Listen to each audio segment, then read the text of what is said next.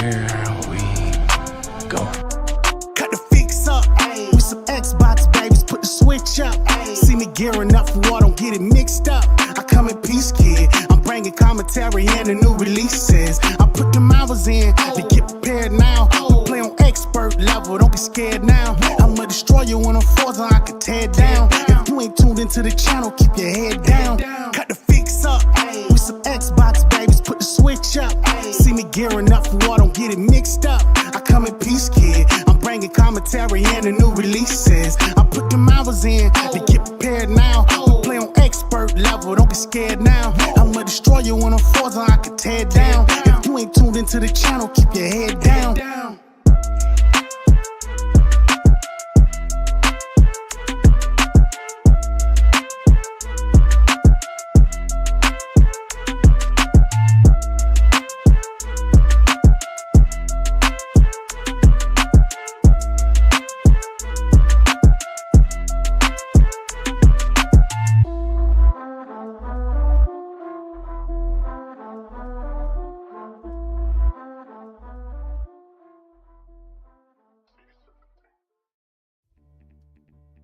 Yo, welcome to The Fix, episode 6. I'm not trying to rhyme. It just happened that way. I'm black, it's natural. So, hey, thank you all for joining us tonight. We're going to keep it kind of short. It's just, we're talking to showcases. So think of this like, you know, all of us being inside of a party chat, talking about things we have no idea about, but that we want to see and what we're excited about. And we have plenty to be excited about with these showcases coming up. So tonight we're joined by BG, Broken Games. What's up, brother? What's going on there? On everybody. Good to be here. Appreciate the invite. Yeah, ready to talk about, you know, No doubt. upcoming showcases and all that. Yeah. No doubt. Happy to have you, brother. We're also joined by Magbound. And by the way, Broken Games, if you all don't know, is the host of Weapon Wheel podcast. I should have mentioned that. But yep. And Magbound, what's up, brother? Magbound is a panelist of the Red Renegades podcast, to be precise. What's up, Mac? Yo, what's up, you guys? Thanks for having me. That's been an honor, Umbra. I've been talking about it for weeks now that I'm going to be on the show sooner or later. So thanks for having me. Ready for the show. Happy to have you, brother. And last but not least, One Bad Mother, who has been on tons of shows and has more that, you know, in the works for the future, I'm sure. One Bad Mother, thanks for joining us, brother. Yeah, man. Thanks for inviting me. Happy to be on the near the ground floor of your new show, man. Absolutely. And of course, my co-host, the illustrious Daniel McGee. Hello. Think it's gonna be a good show. Short but good. Absolutely. And you know, that's what we tell the ladies. Hey, it's short, but it's good. No, I'm joking. Speak for yourself. This didn't take very long to go left. Good luck, Umbra, with that. That's what Max said. He tell his ladies. I don't know. Let me stop playing before I get him in trouble. Ladies, his wife listening. What'd you say? Whip my ass. That's what she'll do. No, so we'll just quickly get through this, I suppose. Danny, what's in the news roundup for us this week? Yes, sir. So we got a couple of relatively big things for our small rundown here. The number one thing we got is, of course, Mortal Kombat 1 has been officially announced, although there's some rumors to the fact that we might get more information on it shortly, probably at either Summer Game Fest or the PlayStation Showcase or whatever. But it's called Mortal Kombat 1. It's a sequel / reboot because it does still take place after the Mortal Kombat 11, because there's all the time shenanigans that happen. So basically the setup is, it looks like Liu Kang has sort of created a new timeline where everything is peaceful. Like we see Melina and Kitana being more sisterly, like kind of hanging out. Sub-Zero and Scorpion seem like they're more friendly than usual. And then based on the trailer, it looks like Shang Tsung is going to invade and cause problems. One of the bigger things that people are bringing out of this announcement is that they've sort of changed up how this game is going to play to some extent.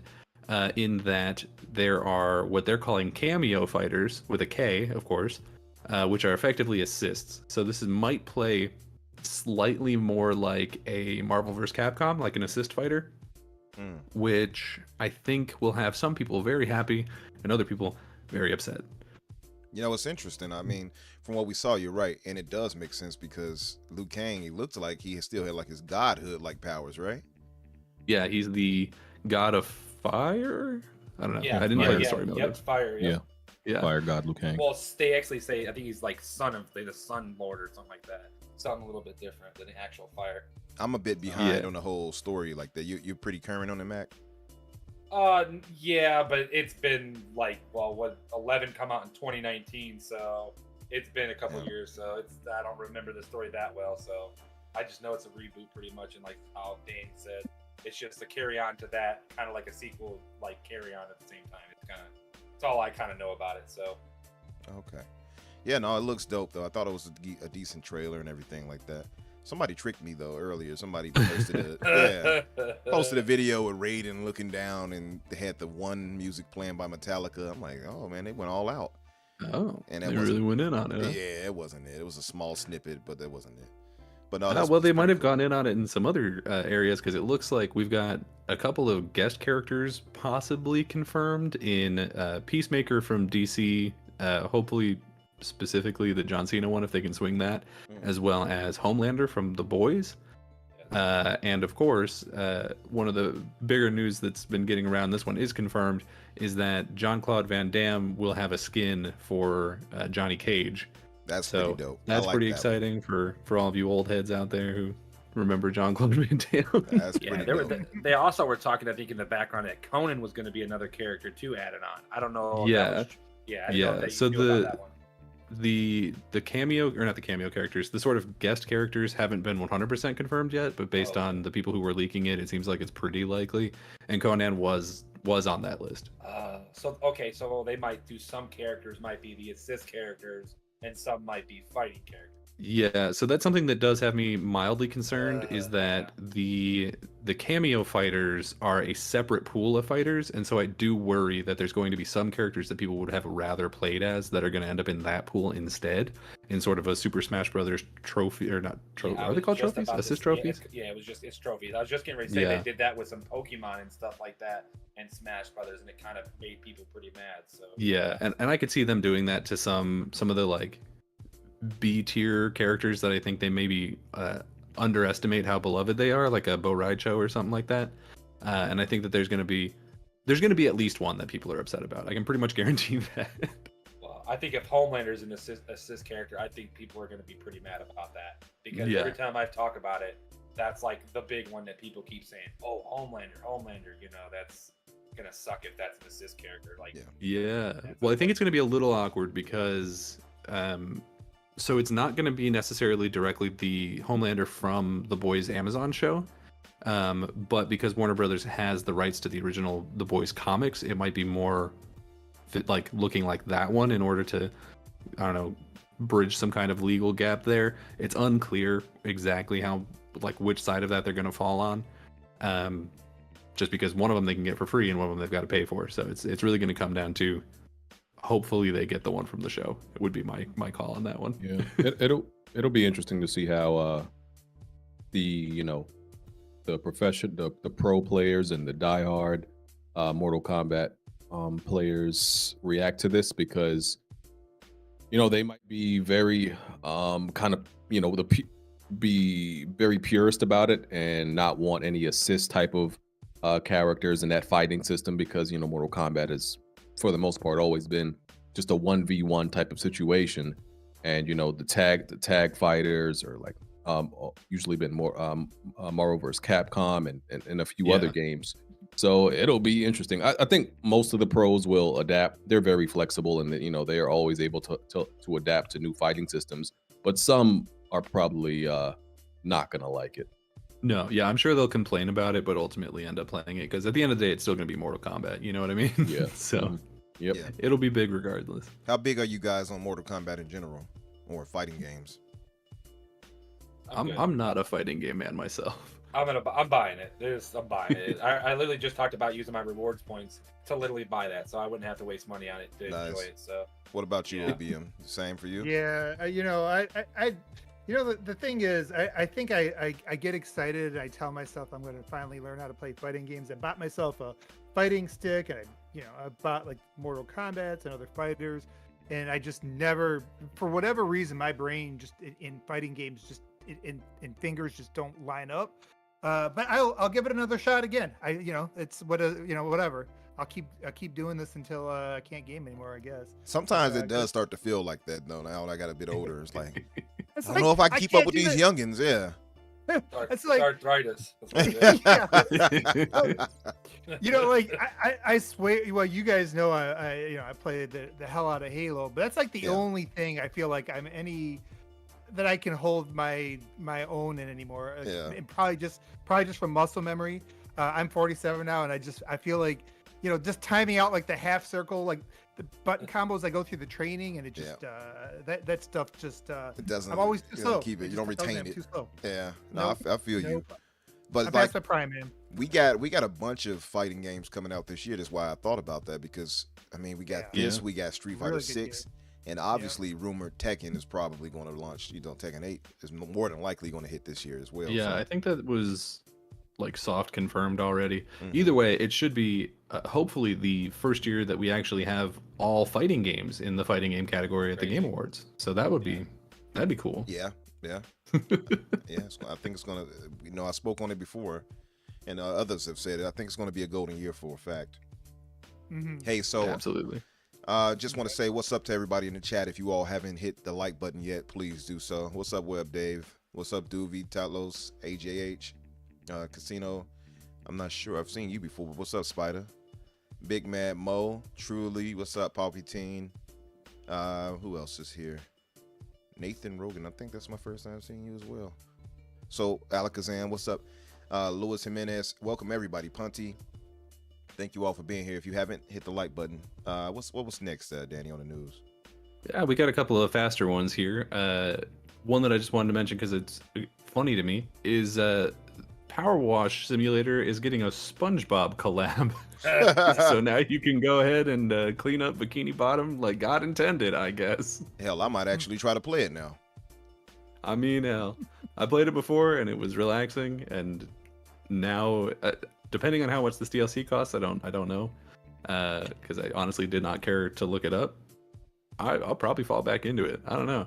It's crazy. Like, you wouldn't think like most people would care to play it, but I've had more than a few friends in party chats playing PowerWash all at the same time. I'm like, you all really playing this damn game? It's gonna be $8 US, and it's gonna come Okay. summertime. So it's called the special pack, is what it's called. Yeah. So Yeah, that I makes don't even sense. want to find out. Yeah. That might be doable. That makes sense. The Oh, special yeah. pack. I think some people find the game therapeutic.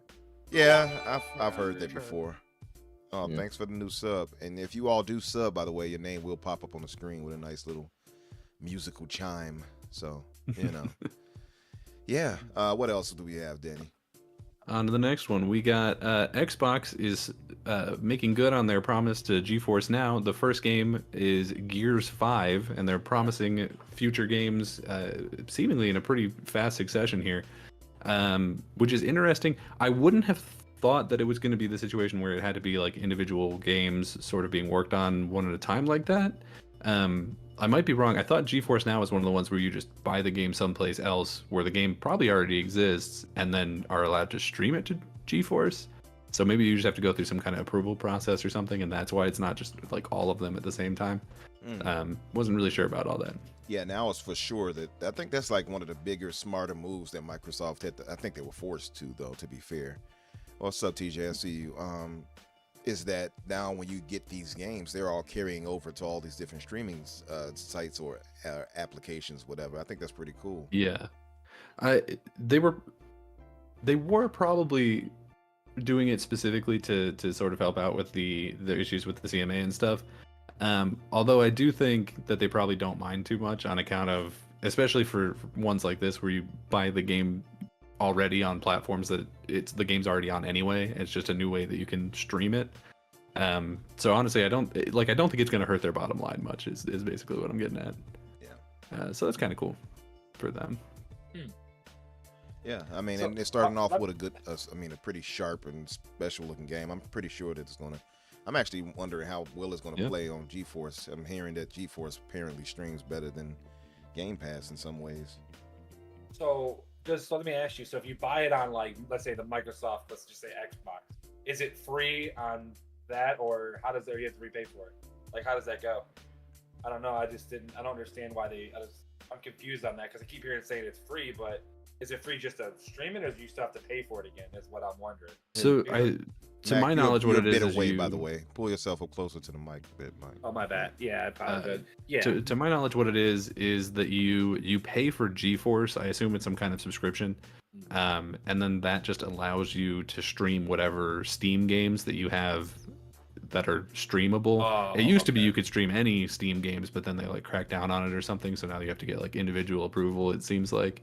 Okay. I'm not 100% sure on the specifics of it, but that's my understanding at least. Yeah, I'll look more into it. This was kind of a weird thing to ask. I just wanted to know.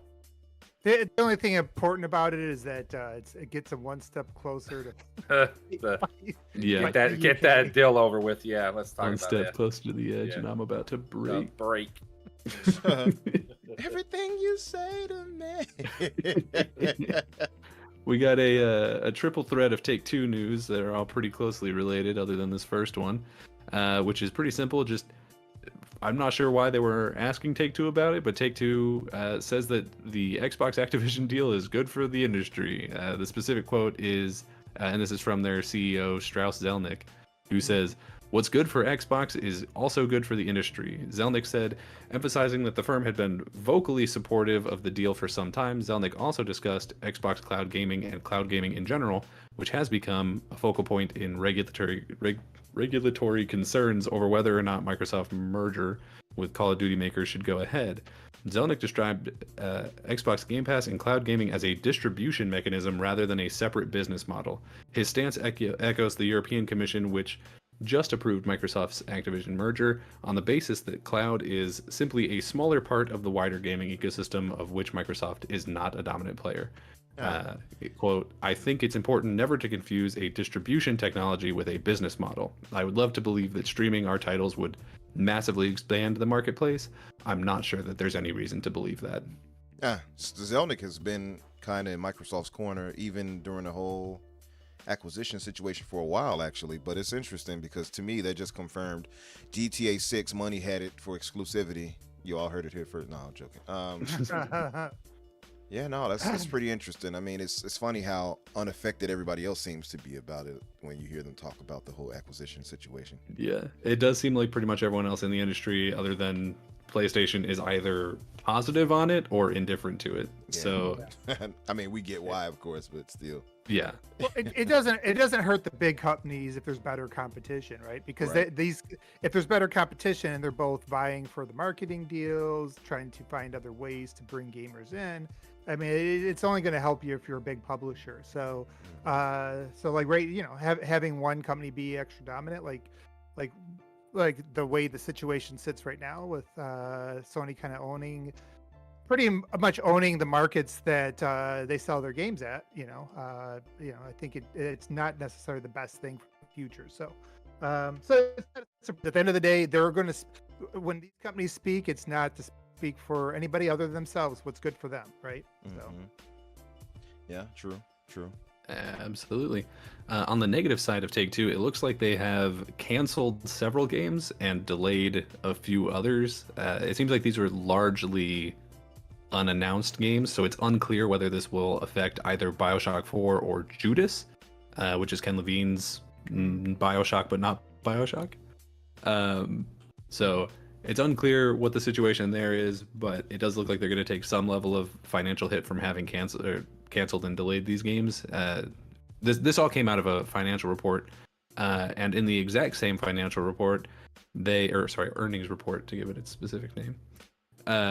They also claimed that fiscal year 2024 would see them bringing in $8 billion from new game releases, which has most people pretty confident that means that they at least think that GTA 6 will launch in the next fiscal year, which does run from April to April. So technically could be 2025 calendar year, but we'll find out.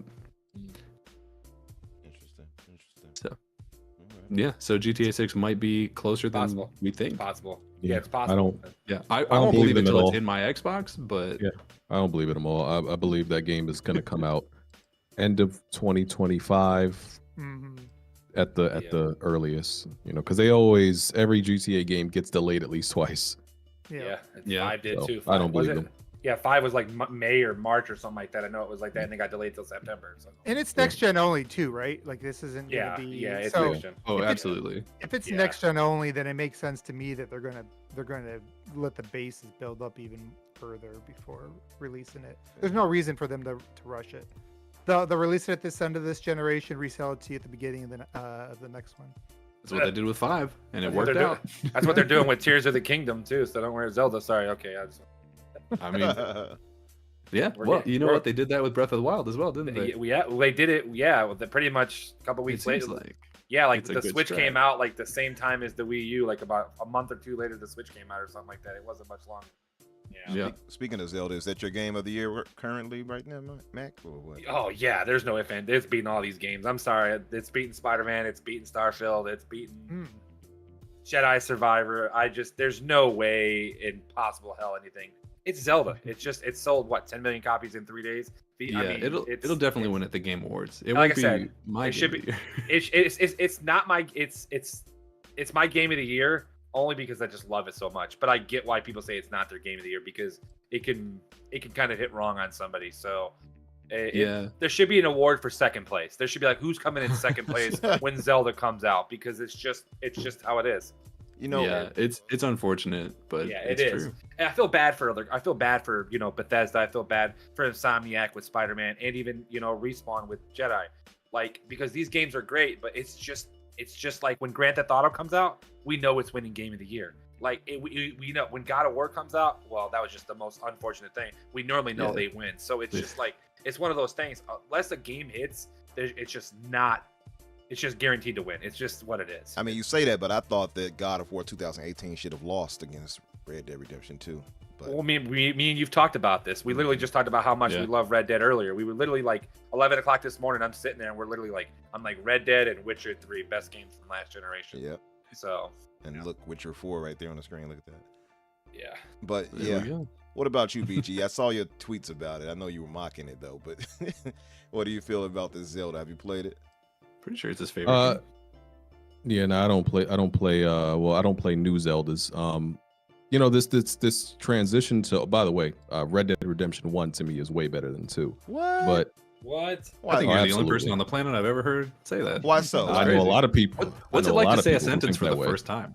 Why do you I think? know a lot of people who think the same thing. Yeah. But yeah, Zelda. I just don't like the transition to of like open world to with a lot of games. Mm.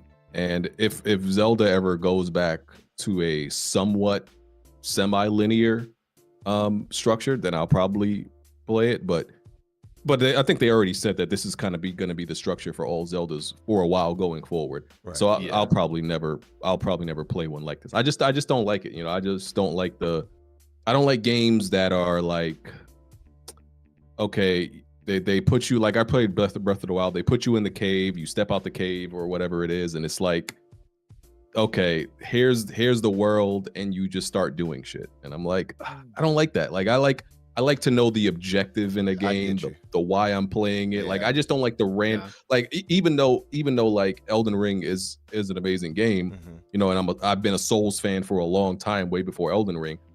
The open world is probably one of my least favorite parts about that game. I prefer Souls games in more linear worlds. So I get you. that's just Yeah. that's just Well, I for me. think- Like I think even Elden Ring, and I have played so little of Tears of the Kingdom, so grain of salt if you're a big Nintendo head. I think Elden Ring just has such a more interesting world to play in. Yeah. Yeah. Like I've been playing Very, around in very Tears of the interesting. Kingdom for a while here, and I played it over at a friend's house. You couldn't make me pay $70 for that game. Just for the record. But put probably 6 hours in, and it's this world that it's just like, it's a million miles wide and like an inch deep. You know what I mean? Damn. Because there's a lot of stuff to discover, but it's all the same thing over and over again. It's a weapon that you can either break immediately or stick onto another weapon, like duct taped to the end of it, which is kind of funny, but like not great. What about the or whole fusion there's thing they got going? What about that? the fusion thing is fun for a little while, but it's the solution to every problem. And so it ends up having this weird issue for me where instead of puzzles being like really interestingly designed and having like clever solutions, instead of having like one clever solution, there's 1,000 really janky solutions. You know what I mean? Yeah. Yeah, that's the biggest thing MacGyver. that I dislike about. I hate the durability for the weapons. I feel like they made it even worse than like the Breath of the Wild. You walk up, you hit a guy like 3 times, and your weapon breaks. It's like, what the hell? Now I gotta fuse it with something. So it kind of like messes with. I don't know. Only thing that I dislike about the game is that I understand where the game can almost like play like a Ubisoft game. It's like a rinse and repeat of the same thing. It does feel like that a little bit, but I don't mind. That's one of my favorite types of games, so it doesn't bother me as much. Yeah. But I can see where Fair enough. I can see where it bothers somebody. You're like, oh wow, I did this for the 100th time. The puzzles are a little bit better than they were. The shrines, as you would call them, from the first one to this one. They're more they're more puzzles to me now than they were before. So they're a little bit harder, but it's like once you figure out the simple solution of it, like of the rinse and repeat thing. I don't want to like ruin something for somebody that's trying to like enjoy this game new. But once you figure it out, you just keep doing the same shit, and that's the problem with it. Like I agree with that, but like I said, at the end of the day, this is what people want, and this is what's gonna win Game of the Year. So it's just how it is. So I mean, the jaded side of me would say that they just want anything with Zelda on it. But yeah, I mean, it's like Apple. It's like an Apple phone. Oh, it's Apple. I want this. Even though it might have software from 2001, it's got Apple. I'm gonna buy it. So I mean, Fair, it's just fair it's what it is. It's just that's how I feel like it. But it's still good. Like it's still an enjoyable game. I love it. I'm gonna play the shit out of it. Now, you know what it feels like to me is there's a lot of franchises that I love that have not really innovated and have not done really great things. Like I still play the Warriors games, and I know they're crap. Yeah. Like I know they're bad. Like no one needs to. I'm not here to defend them. But it feels like everyone else has their game that they know secretly is not good, and it's Zelda, but just everyone just agrees with them, and it's like that's really cool, and I'm happy for you guys. I wish that was me. Damn. I do think like the game design is pretty brilliant, but I I've been playing it a little bit too, but I still have to be in a certain mood to play it. The controls aren't amazing. We already know about the performance and everything. So moment to moment gameplay is like the combat and all that. It's not super great, but if you approach it like a puzzle game, I think that's where people are really loving the game. So I can appreciate it, but I do kind of agree that I think it's a little bit overrated just because there are so many flaws in it, especially for a $70 game. But like even the controls are a little bit clunky. Even the even putting things together, which is like the core aspect of the game, isn't perfect. Like I feel like there's I don't know, it doesn't feel super intuitive all the time. So I do wonder if it does get a little bit of a pass because of the nostalgia and everything associated with it. Or just because it's on the Switch. I don't. I recommend. How much do you all think the nostalgia? Sorry to cut you off, Mac, but how much do you all think in bargain that the nostalgia of Nintendo games is what carries them so much versus them actually being good games? Well, yes, 100%. Remember, we just talked about this earlier. If you name 3, you can name the top 5 franchises in the world. What do you think of? Yep. You think of, Mario, Zelda, and Pokemon. And Pokemon's been bad for a long time. Yeah, very bad. So it's kind of like when it comes to that, it's like, oh, I know this. I love this. I'm going to buy it no matter what. And then look at Scarlet and Violet. Oh, my. When I tell you we had rendering problems, you guys think that Survivor and other games had problems? That game was bad. And I'm a Pokemon, I'm 32 years old and I still love it like I was 12. So it makes it's just what it is. No, I'm part of the Pokemon problem. I get that. Yeah, same. Yeah, I do feel like if it was released on the PlayStation or Xbox, like even as a $40 independent with like some no-name branding to it, this would score well. Like it does have a very interesting super well designed sandbox. Like I'm not saying it's not a really good game, but I Yeah. don't think it'd be getting anywhere close to the 9.6, 97 or yeah, whatever. whatever it's Yeah. getting there. Yeah, It's Immortal Phoenix. I'll call this Immortal Immortal Phoenix Phoenix. Rising. It's just like that. That game is a no name. It didn't get the popularity like it was supposed to. Remember, I just said Ubisoft games. That's a Ubisoft game. Mhm. Clearly, Mhm. that's my point. Like it's kind of like a rinse and repeat.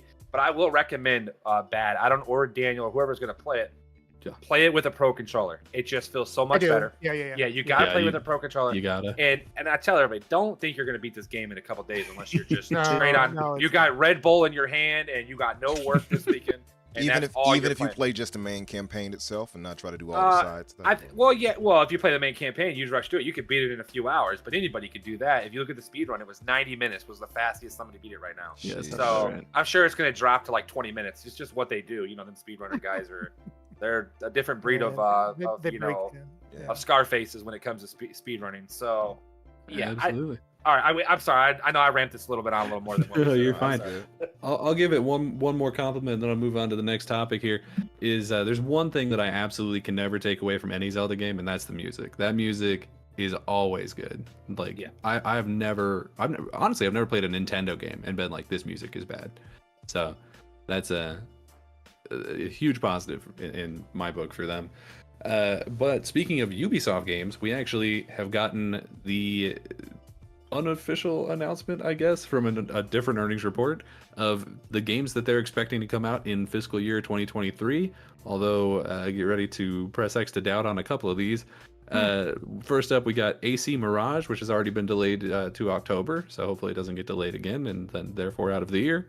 Yep. We've got 2 mobile games in Rainbow Six Mobile and The Division Resurgence. We've got Skull and Bones, which doubt.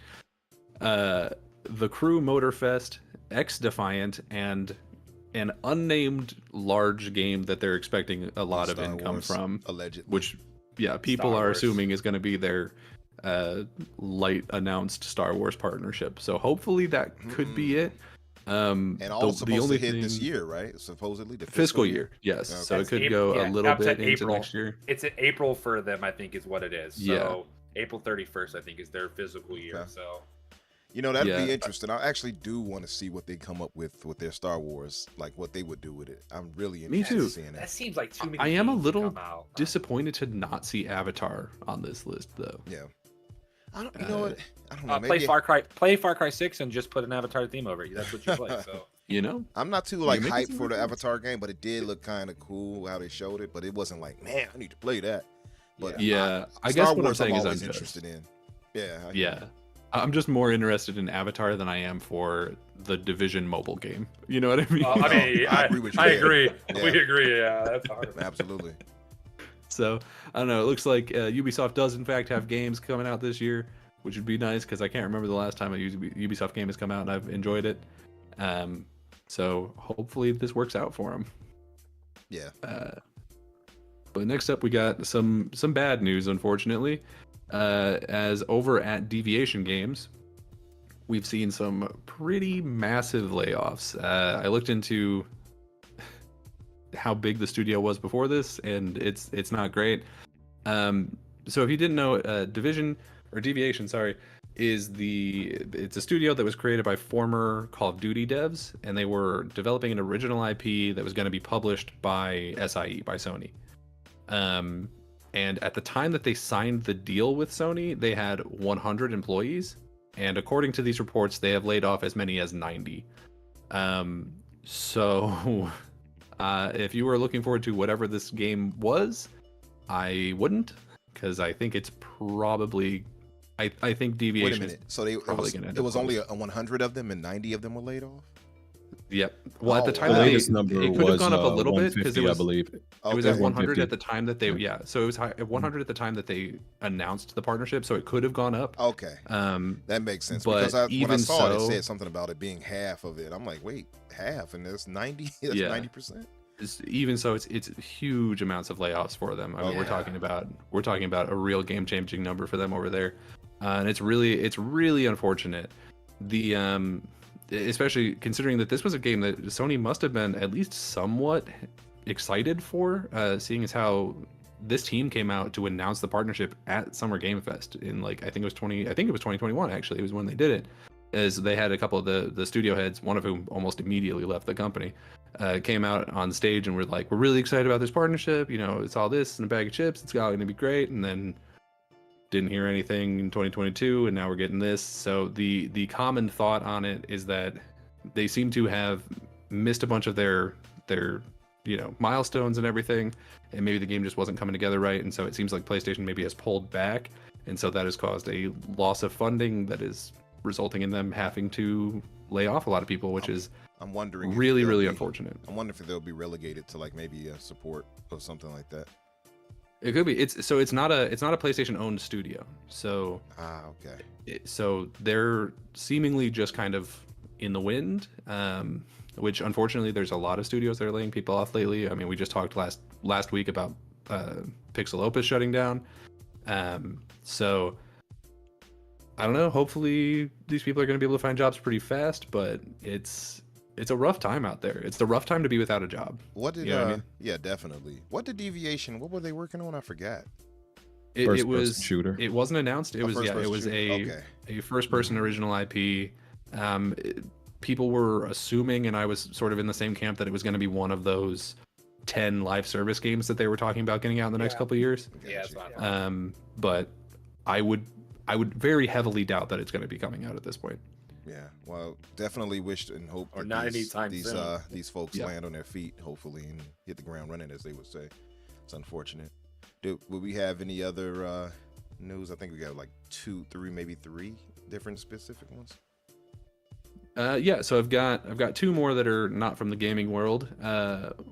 One is we've got some pretty heavy rumors for the casting for Superman Legacy, some of which are very exciting and one of which is very questionable.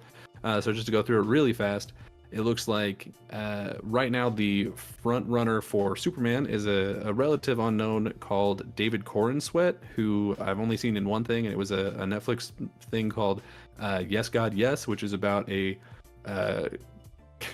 Christian summer camp that is very horny, and it's genuinely a really good movie.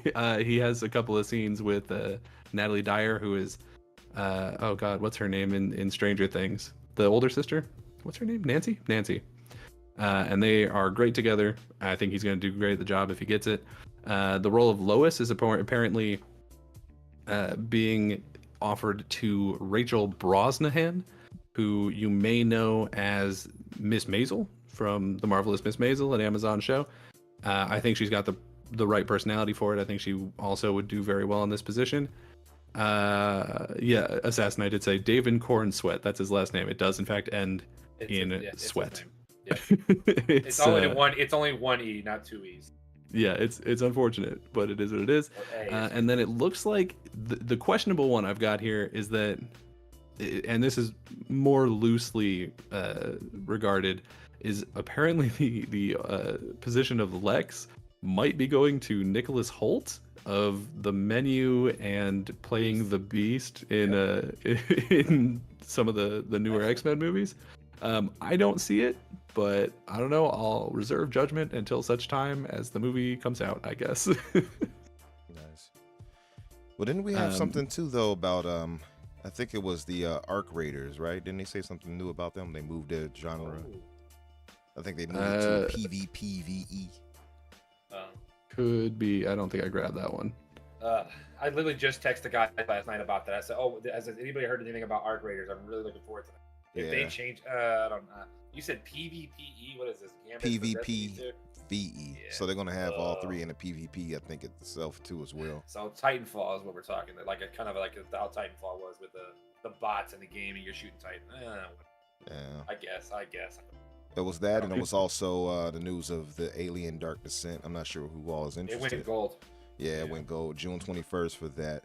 And Cyberpunk, of course, the Phantom Liberty is coming out sometime in June. It's rumored to be coming out in June, which would mean it potentially could get shadow dropped at somewhere in the announcement schedule. I think Cyberpunk did have marketing rights towards Xbox, if I remember right. Yeah. So I don't know if that applies to DLC, but it could be a cool thing for them to drop now that Cyberpunk is sort of out of Schitt's Creek, it might be it might be a good time for them to sort of announce a new thing That'd be dope. and get that out there. Supposedly, it's Especially gonna since it's got be Idris Elba in it, and you know that I'll play anything with Idris Elba in it. I love that guy; he's great. and it's supposedly like a fairly sizable DLC too, right? Yeah, well, I mean, based on their track record with Witcher 3, it seems like that would be at least what people would be expecting, just from based on like Blood and Wine and all that. Yeah. Do you guys think? Do you think there'll be flying cars in that one, like the first game came out? So only I don't know. only in the distance we won't be able to use them. Unless You won't be able to fly him. Unless you're on PC, of course, and you mod it. Yeah. All right. Well, I guess that's it for the news roundup right there. Unless do you have anything else? I've got one more, but it's just for me. Okay. I don't know that anyone else would be interested in it, so I'll go really fast. Wrestling promotion AEW has announced a new show called Collision. So there is somebody else here who likes wrestling. Okay, thank God. Yes. So they've announced a new show called Collision, which is going to be a Saturday night wrestling thing on TNT, which is the first time that wrestling has been on the Turner Network in like 20 years, basically since WCW shut down. And it's going to be seemingly featuring some of the more popular underused talent, particularly a lot of people who had been unhappy with the sort of booking situations on the main show, which is Dynamite. So those are Samoa Joe, Miro, Thunder Rosa, Powerhouse Hobbs, and Andrade El Idolo, all of which are fantastic talent. The thing that has me most excited about this is one of my absolute favorite things from WWE, just in general, was when Survivor Series meant something. Yep. And it seems like this is going to be a harder brand split than WWE has currently. I'm sure there'll be champions that go back and forth between the two different shows, but for the most part, it looks like there's going to be a pretty hard dividing line between people who are Dynamite wrestlers and people who are Collision wrestlers. And I think it's just a really good idea for them. They have so much talent that hasn't been able to be on TV just because they don't have enough time. And on top of that, there's also the issue of they semi-recently bought Ring of Honor and have all of these titles and have not been able to really showcase most of them. So I think it'll just really help them basically just put more light on the talent that they have. And it's really only a positive thing. If you're an AEW fan, or even if you're not, I think this is probably something that is going to be a net positive in the world of wrestling. I want to add something to that. You might have seen it, since you're the only wrestling fan here. They did announce, or whatever you want to call it, that the achievements got leaked for the AEW game. Yes. So there might be a possibility that I think it was rumored like late June, but I actually laughed and said, I wouldn't be surprised if this game gets shadow dropped, because it's one of those games where it's small, but it's not like big at the same time. I think if they just randomly throw it out there, people might buy it because it's a wrestling game and people just like to have fun with their friends with people they don't even know. So I don't know. Yeah. I'd give you a hint on that one. If anybody in the chat likes wrestling, which probably slim to none, but still, yeah.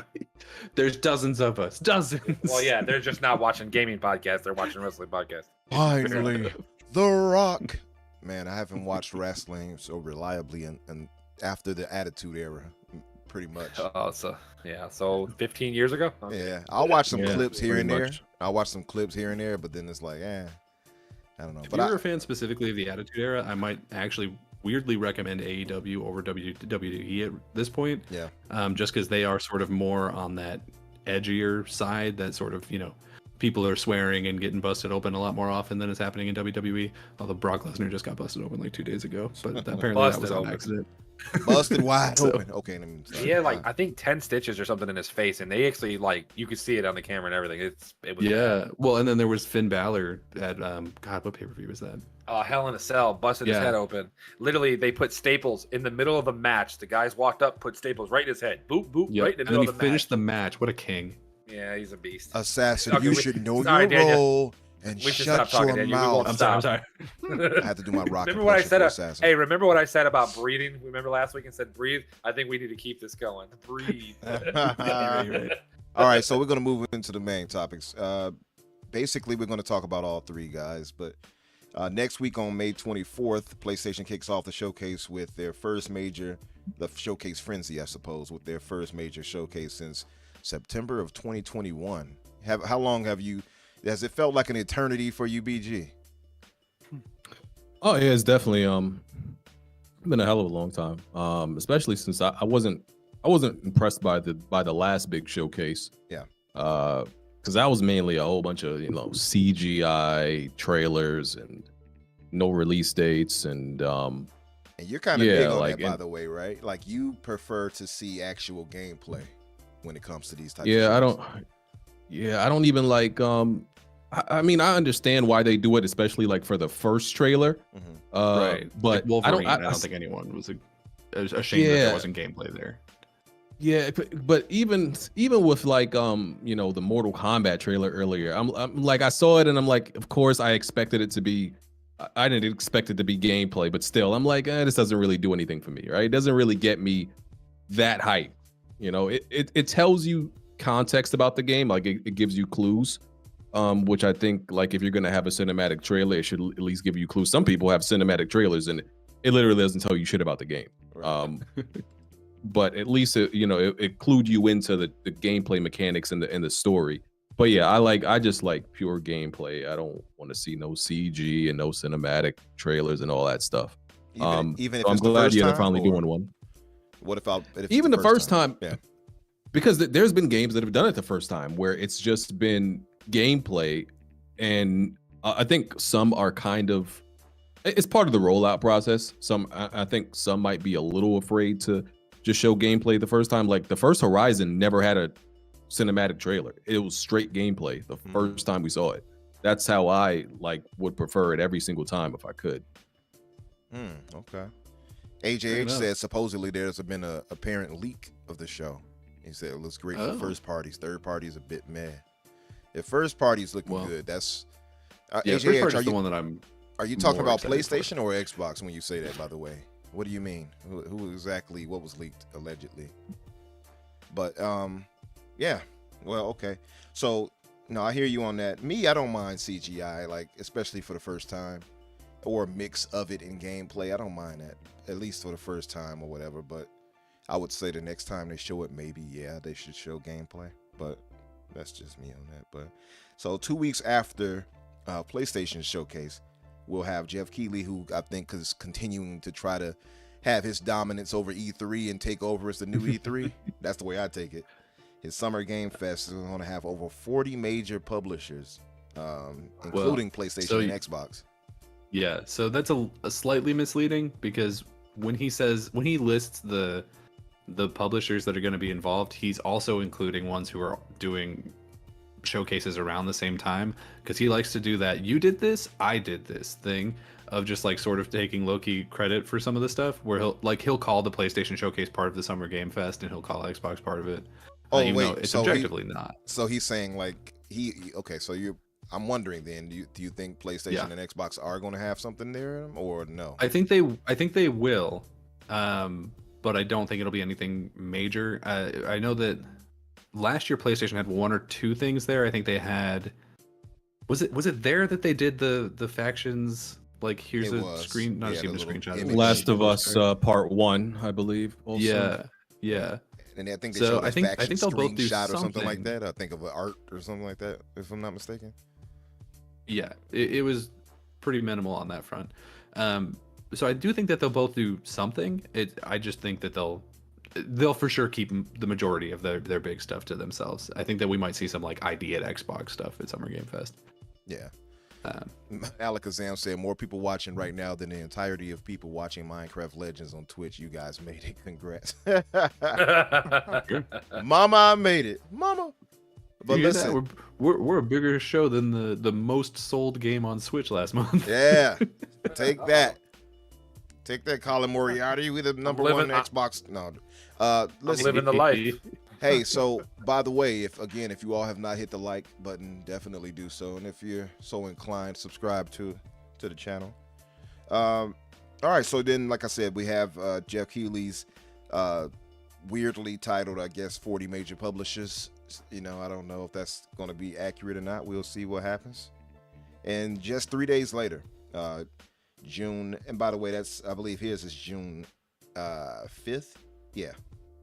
And Summer Game Fest is June 8th. June 8th, yeah. Yeah, and then 3 days later, June 11th, is Microsoft's, which will be the Xbox Game Showcase and Starfield Direct, which I'm excited for. I'm excited for all three, though. So Yes. I'm excited for all of those. I'm also excited for recently announced, so you may not have seen it. Ubisoft Forward is going to be on the 12th. On the Monday, yeah. They actually announced that before they announced the Xbox showcase. Actually. nice. Oh, really? I didn't see it until recently. Yeah, they announced that before. I was like, what the hell? I said, oh, that means Xbox is going to do theirs the day before. And then like a couple days later, they announced the Xbox. I don't know. You were Maybe dead it's on. just me, but I'm on it. I'm I'm not on too it, Daniel. excited. I'm sorry, buddy. I'm not too excited for Ubisoft right now unless I know they got Star Wars showing up. Because I'm figuring Well- they're just going to show us more AC, and I'm like, all right, Mirage. Well, that's exactly nice. what it is. Yeah, So, that excited, doesn't but not hype for me good up reason. enough. Yeah, I need to see well, I'm more. going to throw a than little that. bit into that. They announced recently that they're going to hire 40% more to do Assassin's Creed games. So I know let's they say got like they have 2,000 plus people. Yeah, working on it let's right say now. they have That's a 500 sickness. people. 40% is another 200 people. That's kind of ridiculous. Listen, we don't Ubi- need. Ubisoft is a sickness right now. That's sad. Listen, I love Assassin's Creed game, but I don't want one every year. I want one every other year, maybe every 3 years. That's too much. That's why I haven't played Valhalla, because I played Odyssey and Origin, and I was just like, I was drained by that. I'm Well, like, I can't do this no more. I'm pretty behind when it comes to that. The last Assassin's Creed I played was Unity, and I didn't even finish that. So I got that one kind of sucked. I own so yeah, all we of get it. them going Fair. forward, though. I just haven't gotten to them. But yeah, Yeah, Ubisoft just makes games like a factory. They're just an assembly line, and It's Yep. true. it's But it's sad over there. Copy They and make them, but paste. they don't put them out, at least not lately. One of the things, really, the only thing that I'm really excited for the Ubisoft Forward is, in my opinion, I think they're out of in case of emergency break glass sort of situations, and so I'm not really sure what they're gonna do. Yeah. You know what I mean? Because they already did Beyond Good and Evil 2, and that's nowhere. That's vaporware. They Yeah. did Splinter Cell. They've announced like 6 Assassin's Creeds. I don't know what's left Yeah, for they them all- to talk about. So I mean- think the most interesting thing about Ubisoft is they know they've received a lot of flack in the last few years because of, the map game, just formula kind of retread over and over and over again. And I think they kind of acknowledged that. So, and they stepped back a little bit. So you hope, and again, this is just a hope, not any expectation, but you hope that they've kind of heard that a little bit.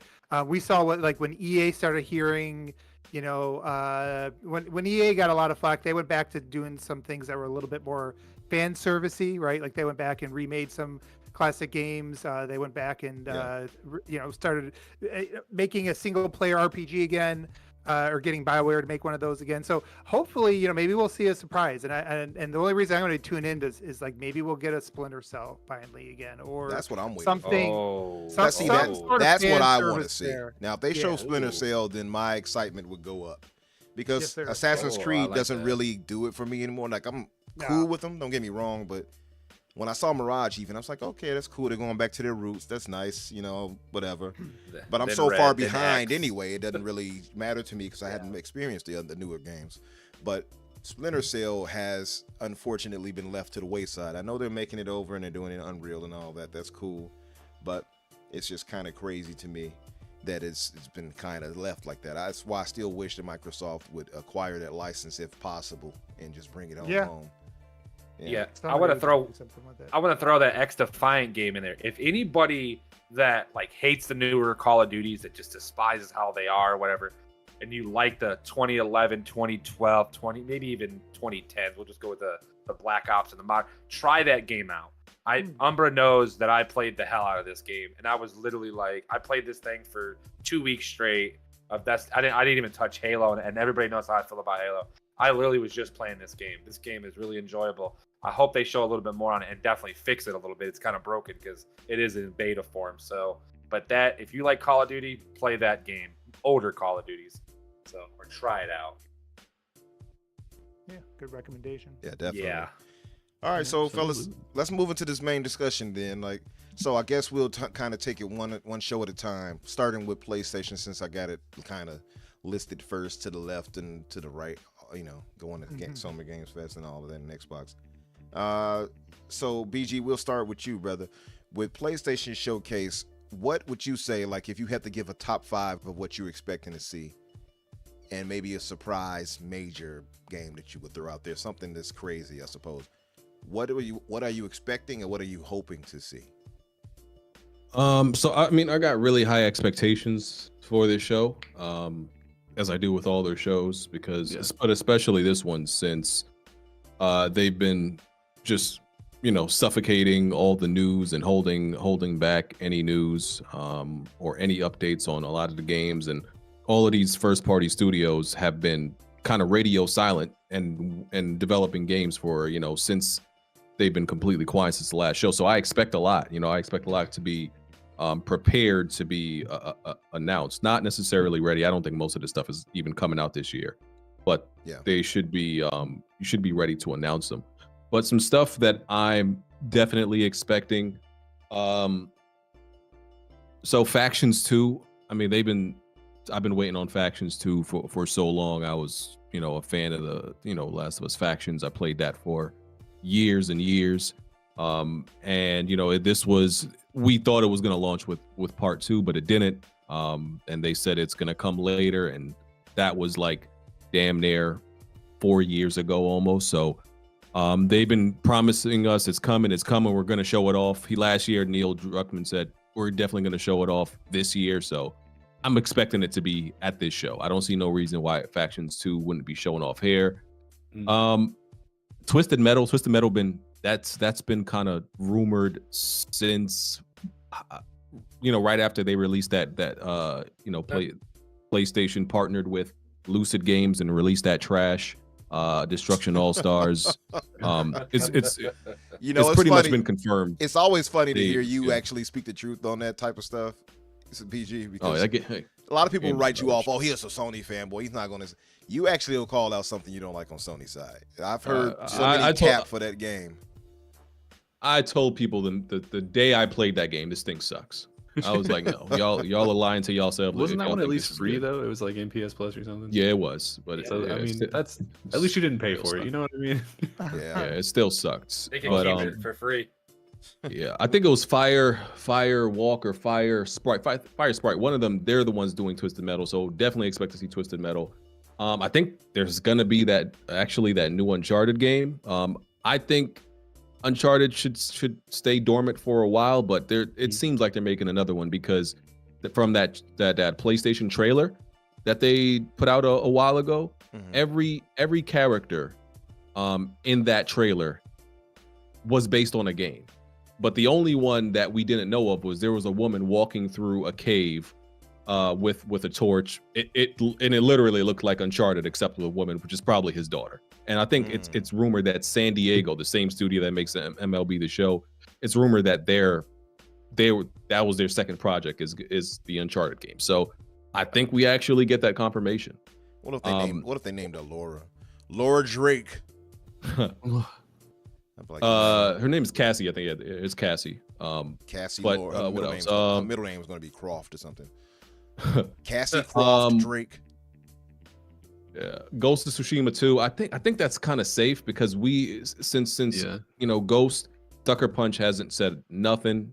They've been completely quiet working on something. So I think Ghost 2 is kind of safe. I don't know if you want to hear it. Part of the leak that AJH has been talking about in the chat, I don't know if you've been reading it, is he's actually got a name for the sequel. For which one? Oh, really? What? Apparently it's called Ghost of Kamakura. It's interesting. Yeah, okay. So, I mean, okay. Now from the chat, say that twice in a sentence. Okay, that's a good point. Okay. It took people this long to learn how to say Tsushima. They'll figure it out. Havens, PlayStation acquired Havens because they were so impressed with this game that they were making. Maybe they show that off. Let's see how impressive this thing actually is. I believe those Metal Gear Solid rumors it's probably like a timed exclusive. Hopefully something Bloodborne. I'm not sure what Bluepoint is making. It could be a Bloodborne. I wouldn't be that like I want Bloodborne, but I think if it's just a remake or a PC port, that's not that exciting. It can't just be that. To me, it has to be a sequel also. If you just porting it or remastering it, I'm like, you need a sequel. Yeah. No, I agree with that. Yeah, maybe the Horizon live service game. We know Guerrilla's been working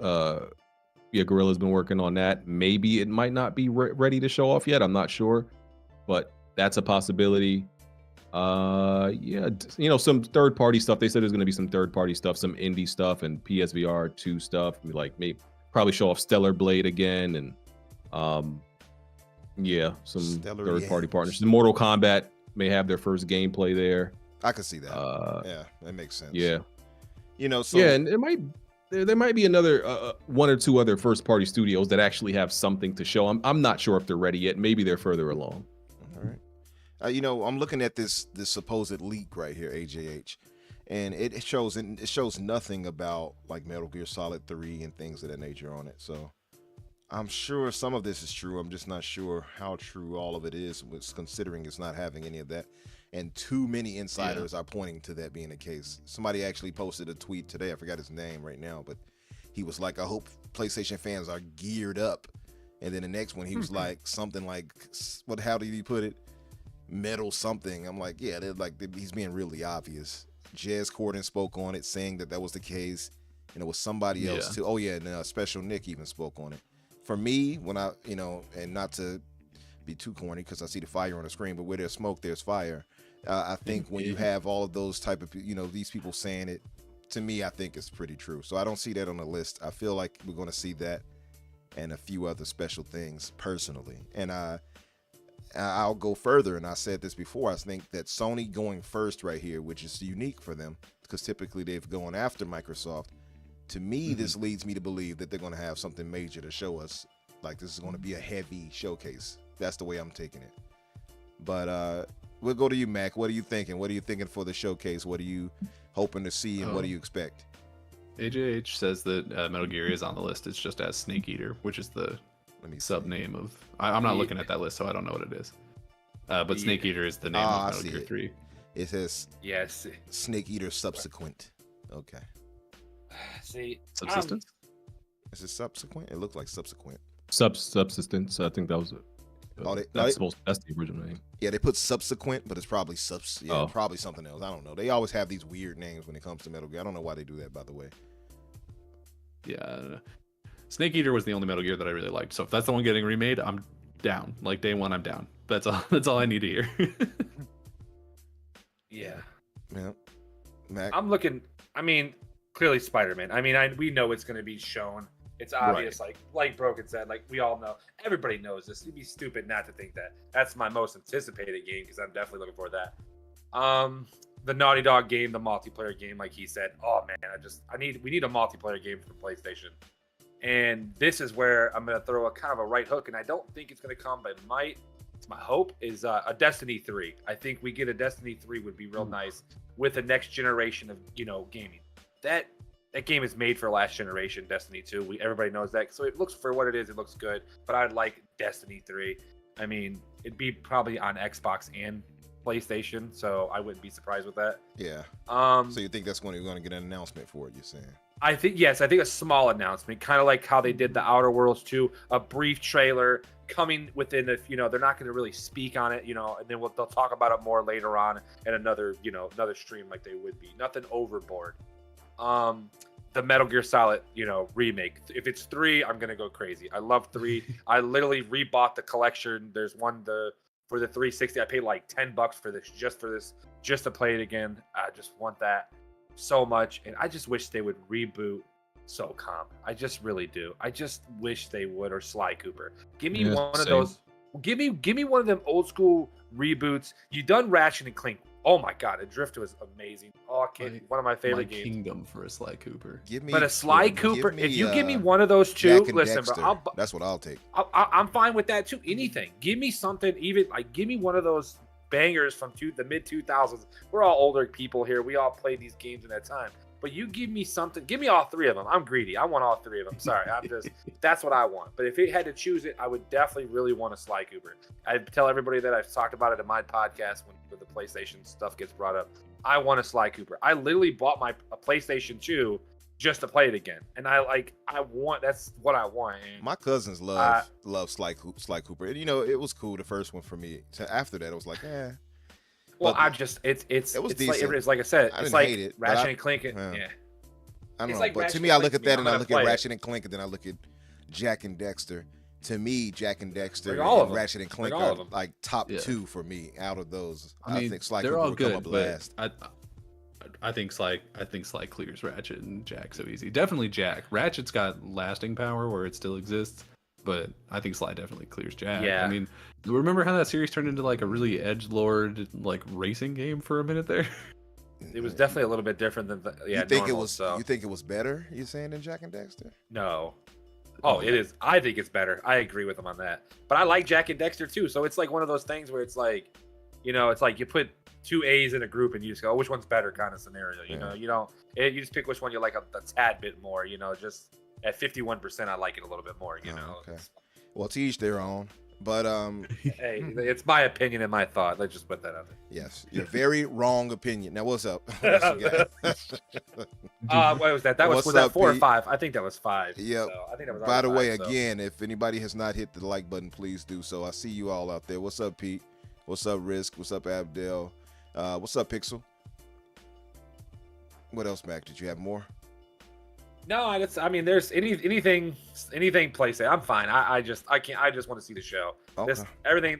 They're gonna announce so many new games. We just don't. It's coming, man. We're getting a wave of new games announcement here soon with this.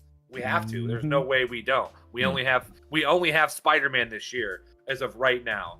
So if that's all we got this year, there's clearly going to be announced for stuff for next year. There's no way they don't. I mean, I'm wondering then, like, since we only have Spider-Man 2 allegedly hidden, do you think the factions might launch this year? Anybody thinking that might happen? No.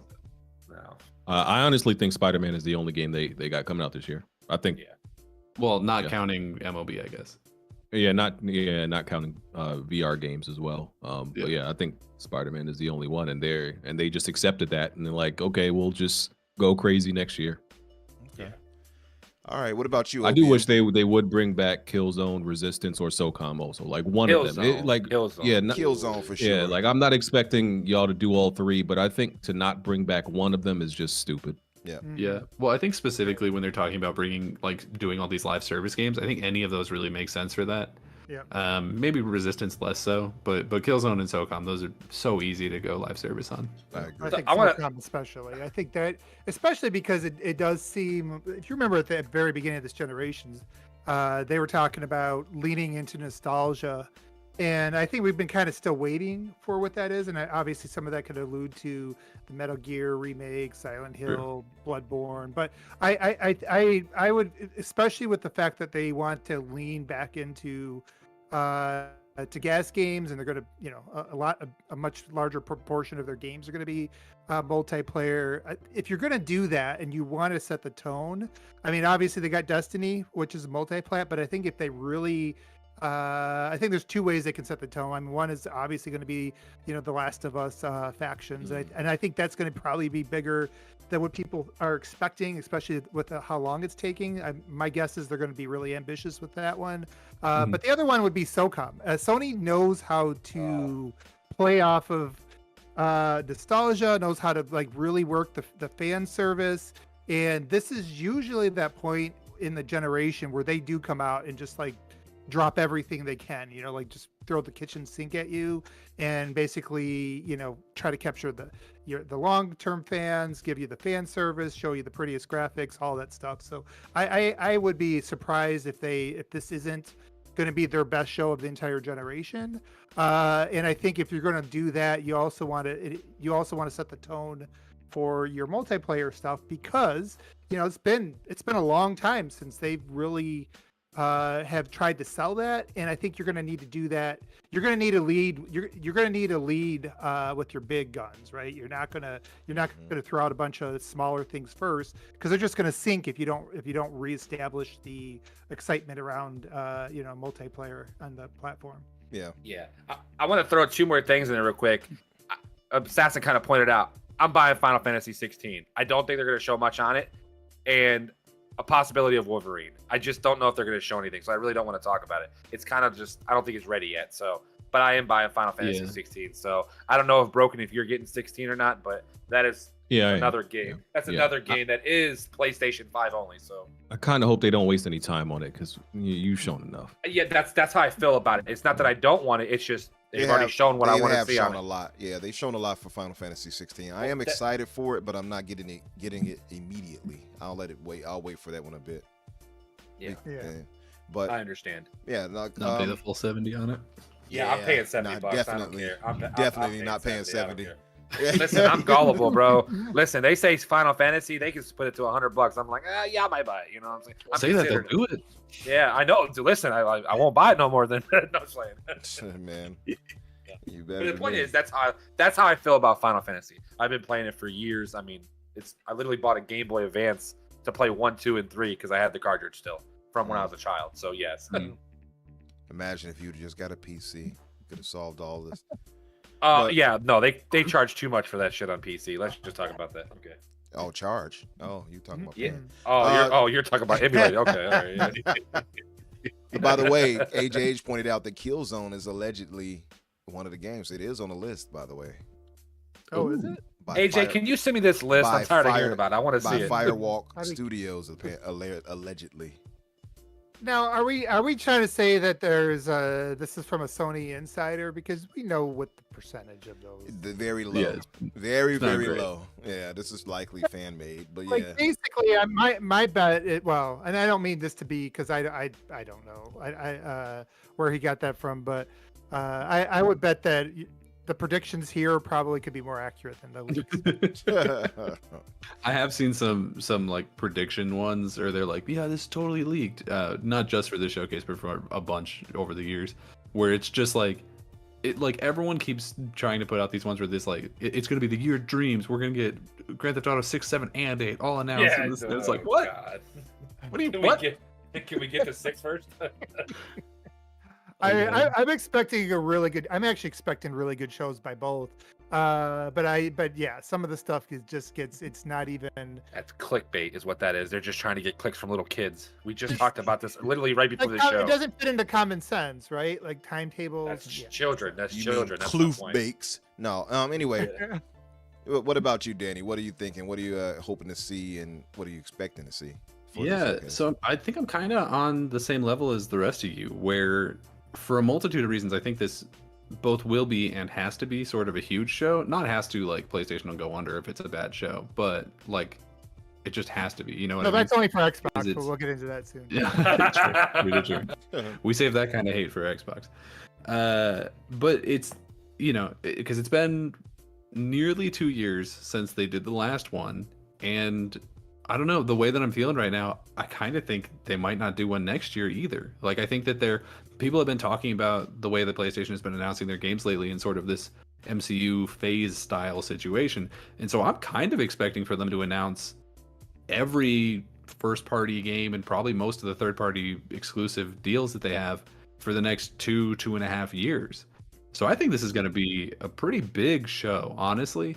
I think, especially after, even if they do another one next year, I think after making people wait a full 2 years to get a show, I think that people are sort of going to have really high expectations for this, and rightfully so. So yeah, I think if this is anything less than like a 9 out of 10 show, I would be genuinely surprised. Like, we know we're going to see Spider-Man 2. That's going to be enough to pop most people already. If we see the other ones that we already kind of know are going to happen, like if we see Factions, even if it's not releasing soon, that'll do something. I don't think we'll see Wolverine, just because I don't know that they want to like muddle the message between Spider-Man and Wolverine. I think that they probably, if they're going to focus on a Marvel game, I think they'll probably just be like Spider-Man. Because I know there's a rumor that Wolverine is going to be next year. I don't feel that. Like, I don't think that's going to happen. Yeah, I don't think so I'd be happy either. to be wrong, because I'll play it whenever it comes out. But Yeah, I that just seems a don't feel it little in my bones. soon. Yeah, that seems a little too soon for Wolverine. I would think a year or For so sure. after, maybe a year after. Weirdly, a lot of the games that I'm most excited for potentially being announced here are sort of the remakey sort of third-party deals. Like, I am very excited to see if we do get Metal Gear 3, and I think we will. I'd be excited to see Silent Hill again. We've got these rumors of this Castlevania game. You know, I'd be really excited to see any of those. As far as there's some excitements that I would be excited for, or some announcements that I would be excited for the announcement, but I wouldn't necessarily like think it would make it necessarily like a much better show. Like, if we do get Ghost of Tsushima 2, I'll be like, cool. But I mean, to BG's point, I think that if they do show that, it's just going to be CG. Now, granted, we'll know what that game's going to be, because it's going to be probably 90% the same as the first game, because that's how sequels work. But I'm not expecting to see, gameplay for that. So I don't necessarily know that that'll get me too excited, although I did really like the first game. I really would like to see what Naughty Dog is working on. Even if it's just an early announcement, I think that this is a situation where, because of how successful the Last of Us show was, I think if they're working on anything that is not Last of Us branded, it's not a bad decision, but sort of, it's like leaving money on the table. You know what I mean? So I'd be surprised if it wasn't a Last of Us project somewhere in there.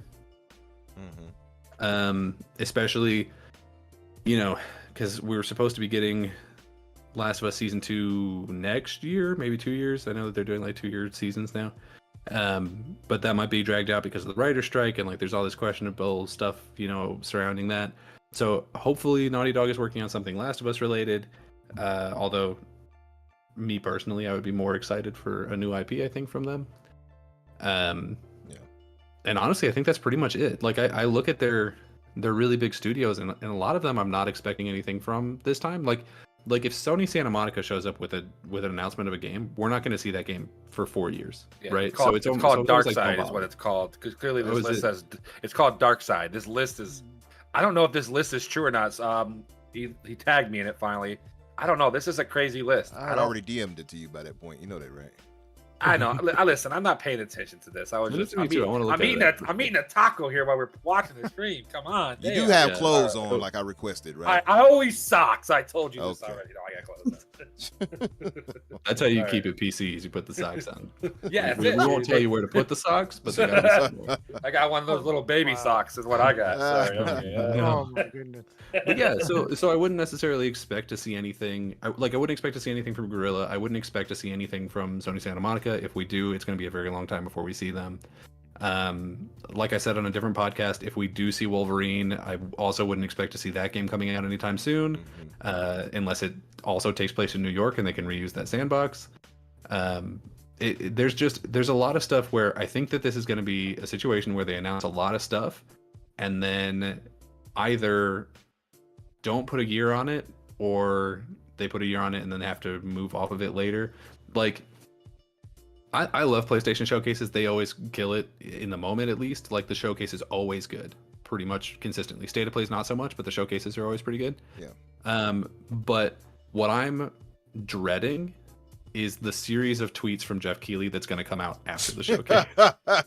About like, well, actually, this is that, and this game is not an exclusive, and this is whatever, and like this game's gonna be in 2027 or whatever, because I feel like that always happens. Typically does that, and only for Xbox. Is that not coming until he'll put like a negative kind of spin on it? I've noticed. He does that too, but I forget what it was specifically, but at their last showcase they announced something and they were very vague about it, and he came out with like the not necessarily bad news, I guess bad for PlayStation, because I think it was that the game was going to launch day and date on both systems or something.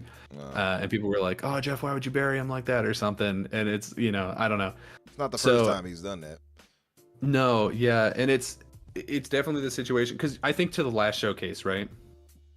And I remember they showed off KOTOR, right? The KOTOR remake.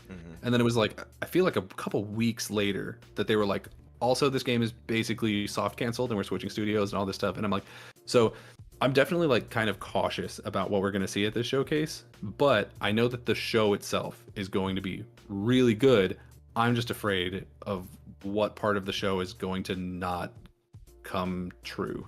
You know what I mean? Yeah, I suppose so. For me, quickly, I think the biggest obvious takes would be that we will see the Last of Us factions here. I'm not sure if it'll be hitting this year or not. I think it will, personally. I think it's been long enough. Maybe probably later this year. It might actually be earlier, because I feel like Spider-Man 2, which is next on my list, I feel might hit later this year. So factions I could see hitting by, let's say, September, if not August of September rather. And Spider-Man 2 I could see possibly landing within October, November, if not December. And I think a holiday hit launch for that would actually do it. It's already going to do numbers. It's Spider-Man, and they've already built up that, that trust and the love for it with Insomniac. So I think it's going to do gangbusters regardless. But I think hitting it in this holiday part right there is going to excel it. Who else do we got? We got the obvious Metal Gear Solid 3. Did bad go? By the way, okay, I didn't want to. I kind of stepped in without being called on, but yeah. Okay. All right. I was gonna Okay. say what happened, but no. Yeah. So I think we have the obvious of Metal Gear Solid 3. Silent Hill 2 is already a known thing. They might show gameplay, I suppose. That's cool. You know, I'm not that excited for Silent Hill 2. I'll be honest with you. It's not like, oh man, I need to play some Silent Hill. That doesn't really do it for me. Plus, man, the last time I played Silent Hill, I was creeped out and I had the lights and stuff off. I'm like, I don't know why I did that. Like, I'm black. We don't do stuff like that. No, but no, yeah, Silent Hill 2. I know it's a fan favorite. I know it's gonna, get numbers. It's gonna do numbers. So I am excited to see how it looks. I guess fully and some nice gameplay of it. But I'm not excited to like jump into that world or anything.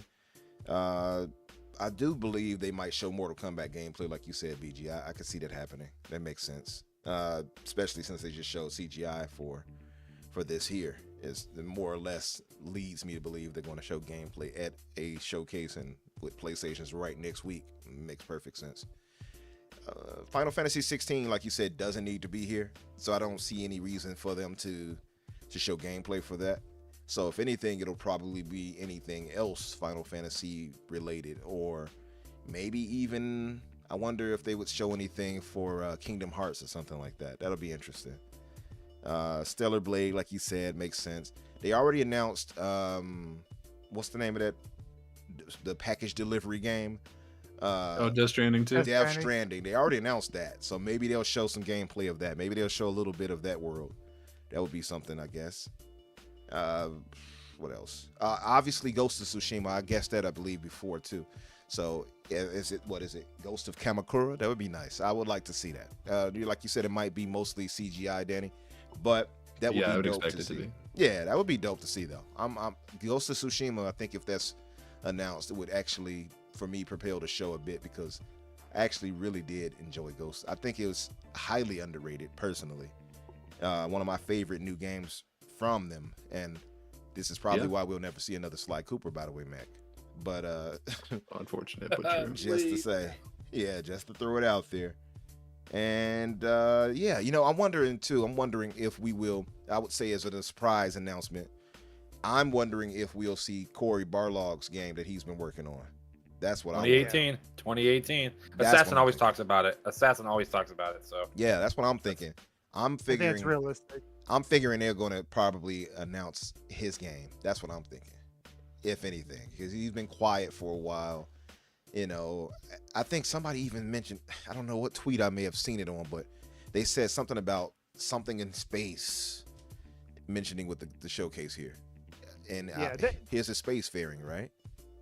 Well, this is like one of those like I feel like this is that sort of showcase / E3 replacement, whatever you want to refer to it as now. Like every generation, this is like there's that one show where Sony comes out and it's like, okay, now the next generation kind of starts, and I think leading with the Sony Santa Monica, the new IP, even if they don't have much to show, you got to think that they're going to put something out there. Mm-hmm. I would agree with that. I think that was a good call. Yeah, I definitely would believe we'll be seeing something from Barlog.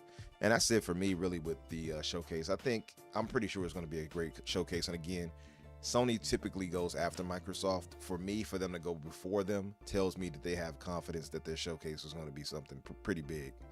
So we'll see. And I still think Microsoft has to swing back heavy, especially after current events and stuff like that. So I'm all for it.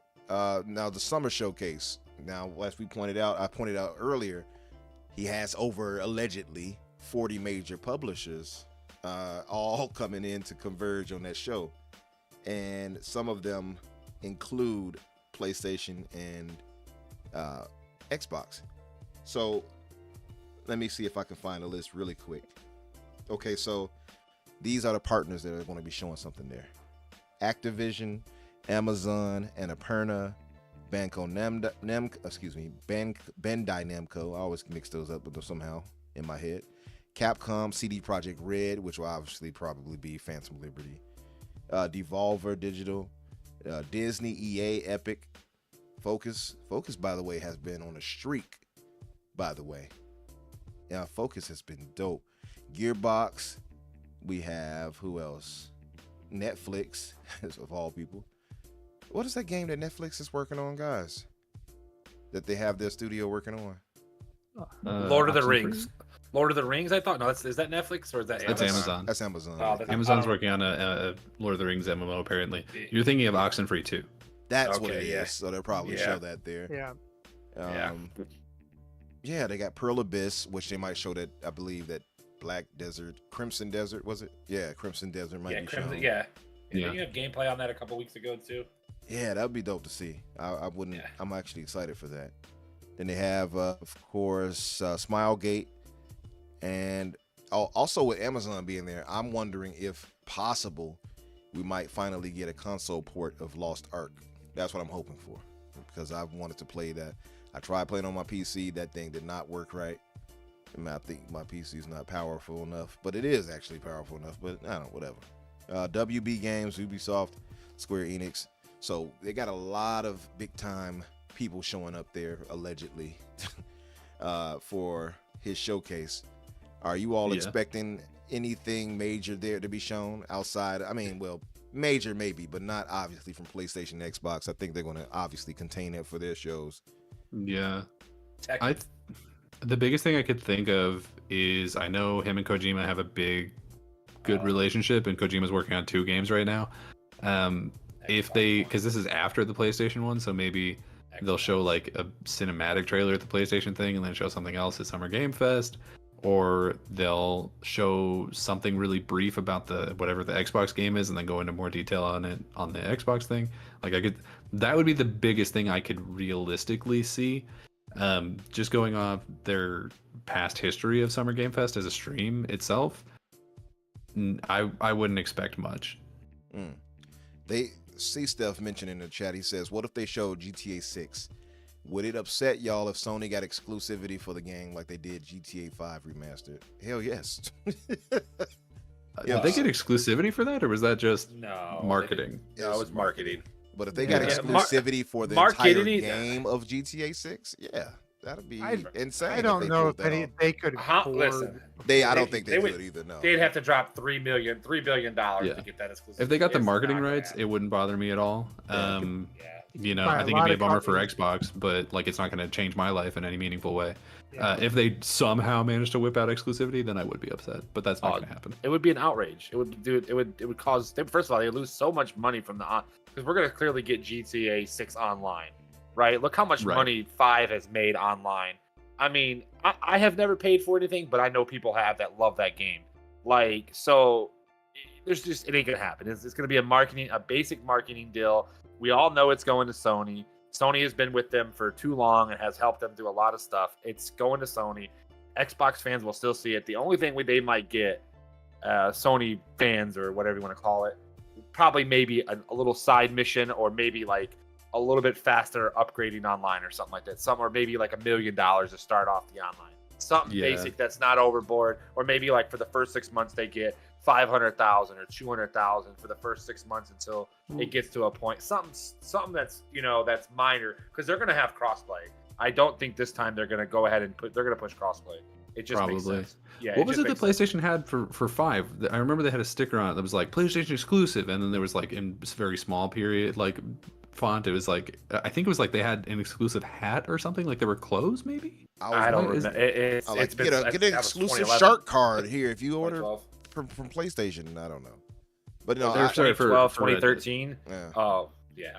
I don't think we know enough, to be fair, with the Summer Game Fest to kind of hope there or guess. We just know those studios that are involved.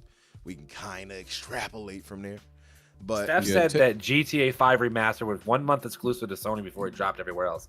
That's how much I cared about it. Is that true? It's a remaster, so it's not the yeah, same thing. Yeah, I was getting ready to say, Broken, you beat me to it. Like, who gives a shit? Most people that wanted to play that game played it the other story mode years before, So. Yeah, that's true. And Take-Two, they don't let anybody premiere their games. They may let you show a trailer after they premiered themselves, but they never give that first trailer Red to Dead anybody. 2.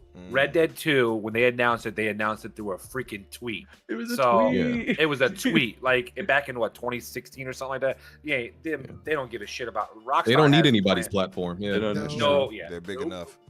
They No, can but whisper it out a window and it's gonna catch. Yeah. Oh yeah. What do you say? Let me hear that again. Like, it's just what it is. I believe, if anybody could not nail down marketing for it, that would be good. For Microsoft, they need to do that, in my opinion. I think that would be a good one because we talk about the zeitgeist and such like that in games, so that Microsoft needs to try to grab and appeal to, seeing how PlayStation has so many, from Metal Gear to Spider-Man to Silent Hill to allegedly Castlevania to Final Fantasy.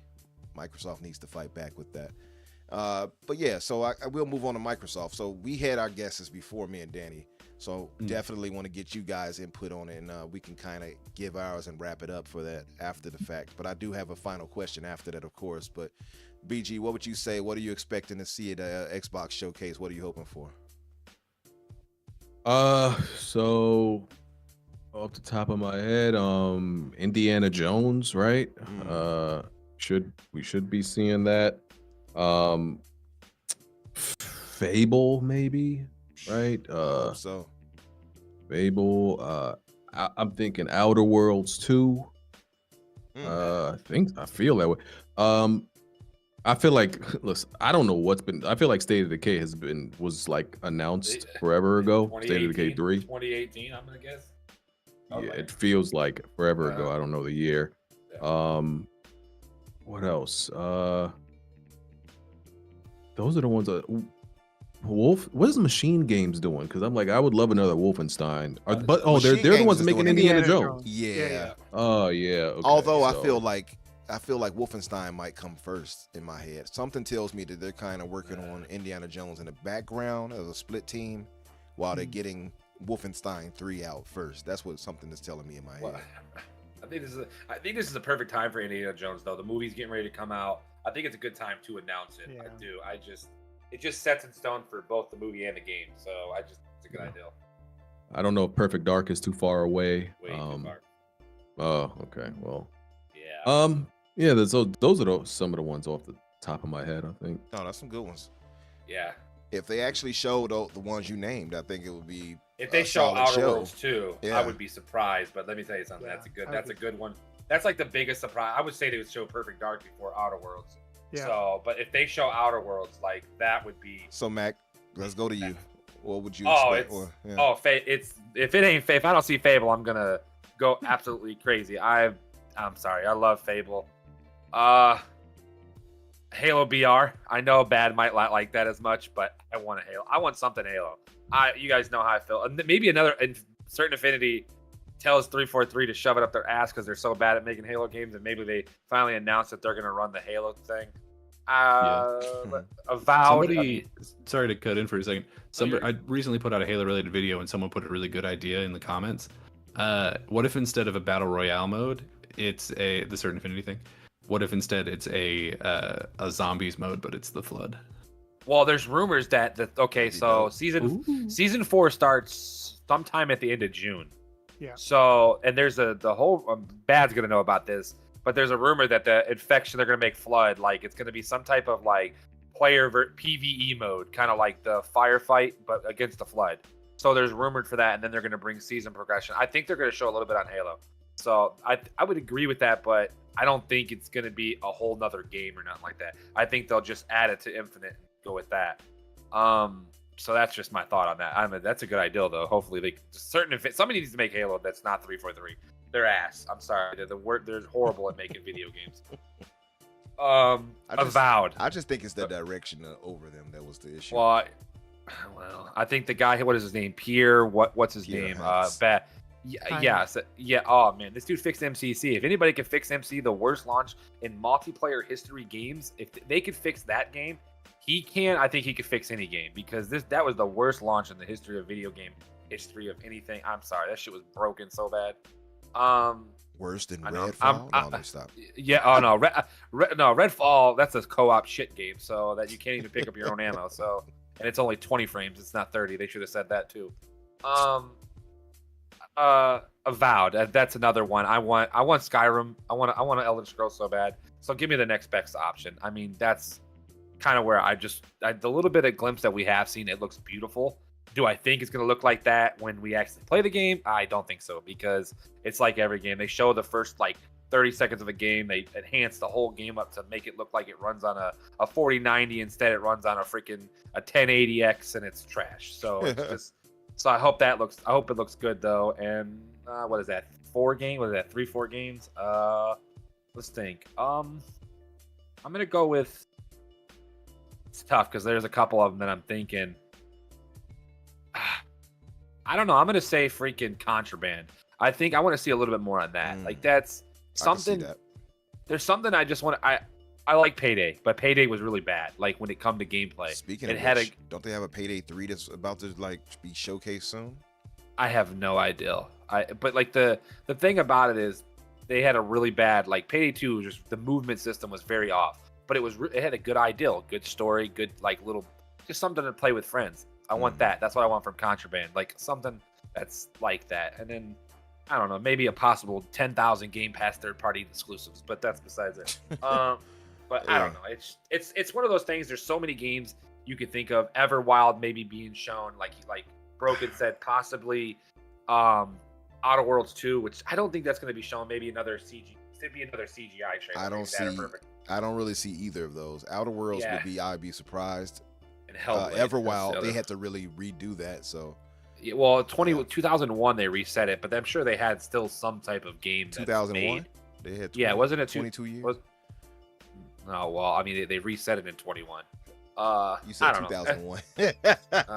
Well, you meant 2021. I'm like, damn. It's getting to be. First of all, it's my bedtime here in about 25 minutes. All right, I've been up for like 19 hours. All right, sorry, but I don't know. There's so many games. Xbox, it's a hit and miss. It's whatever they want to do, but they can miss because it is Xbox. So just remember that. So they like to swing like.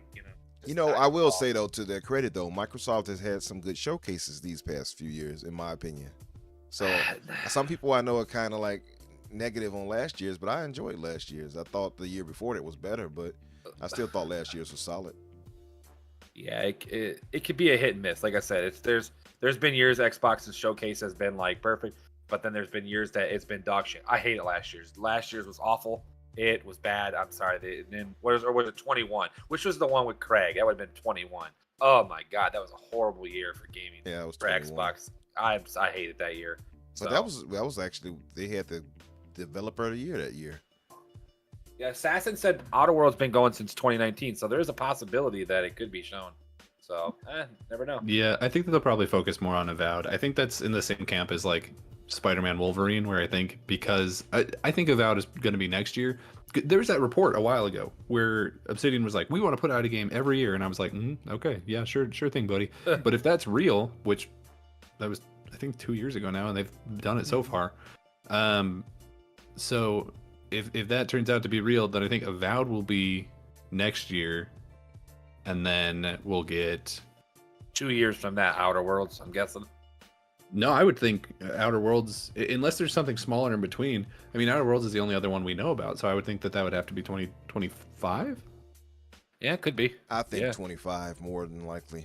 But yeah, For Obsidian, our workhorse is kind of like Insomniac, so I could possibly see that being shown there. It wouldn't be, I guess, out of the realm of possibilities, but I just don't believe they'll show. Hey, Danny or Bad, even Umbra, you might know, maybe even Broken. Yeah. What's the team that is making like a Fallout type game that's like a cyberpunk game?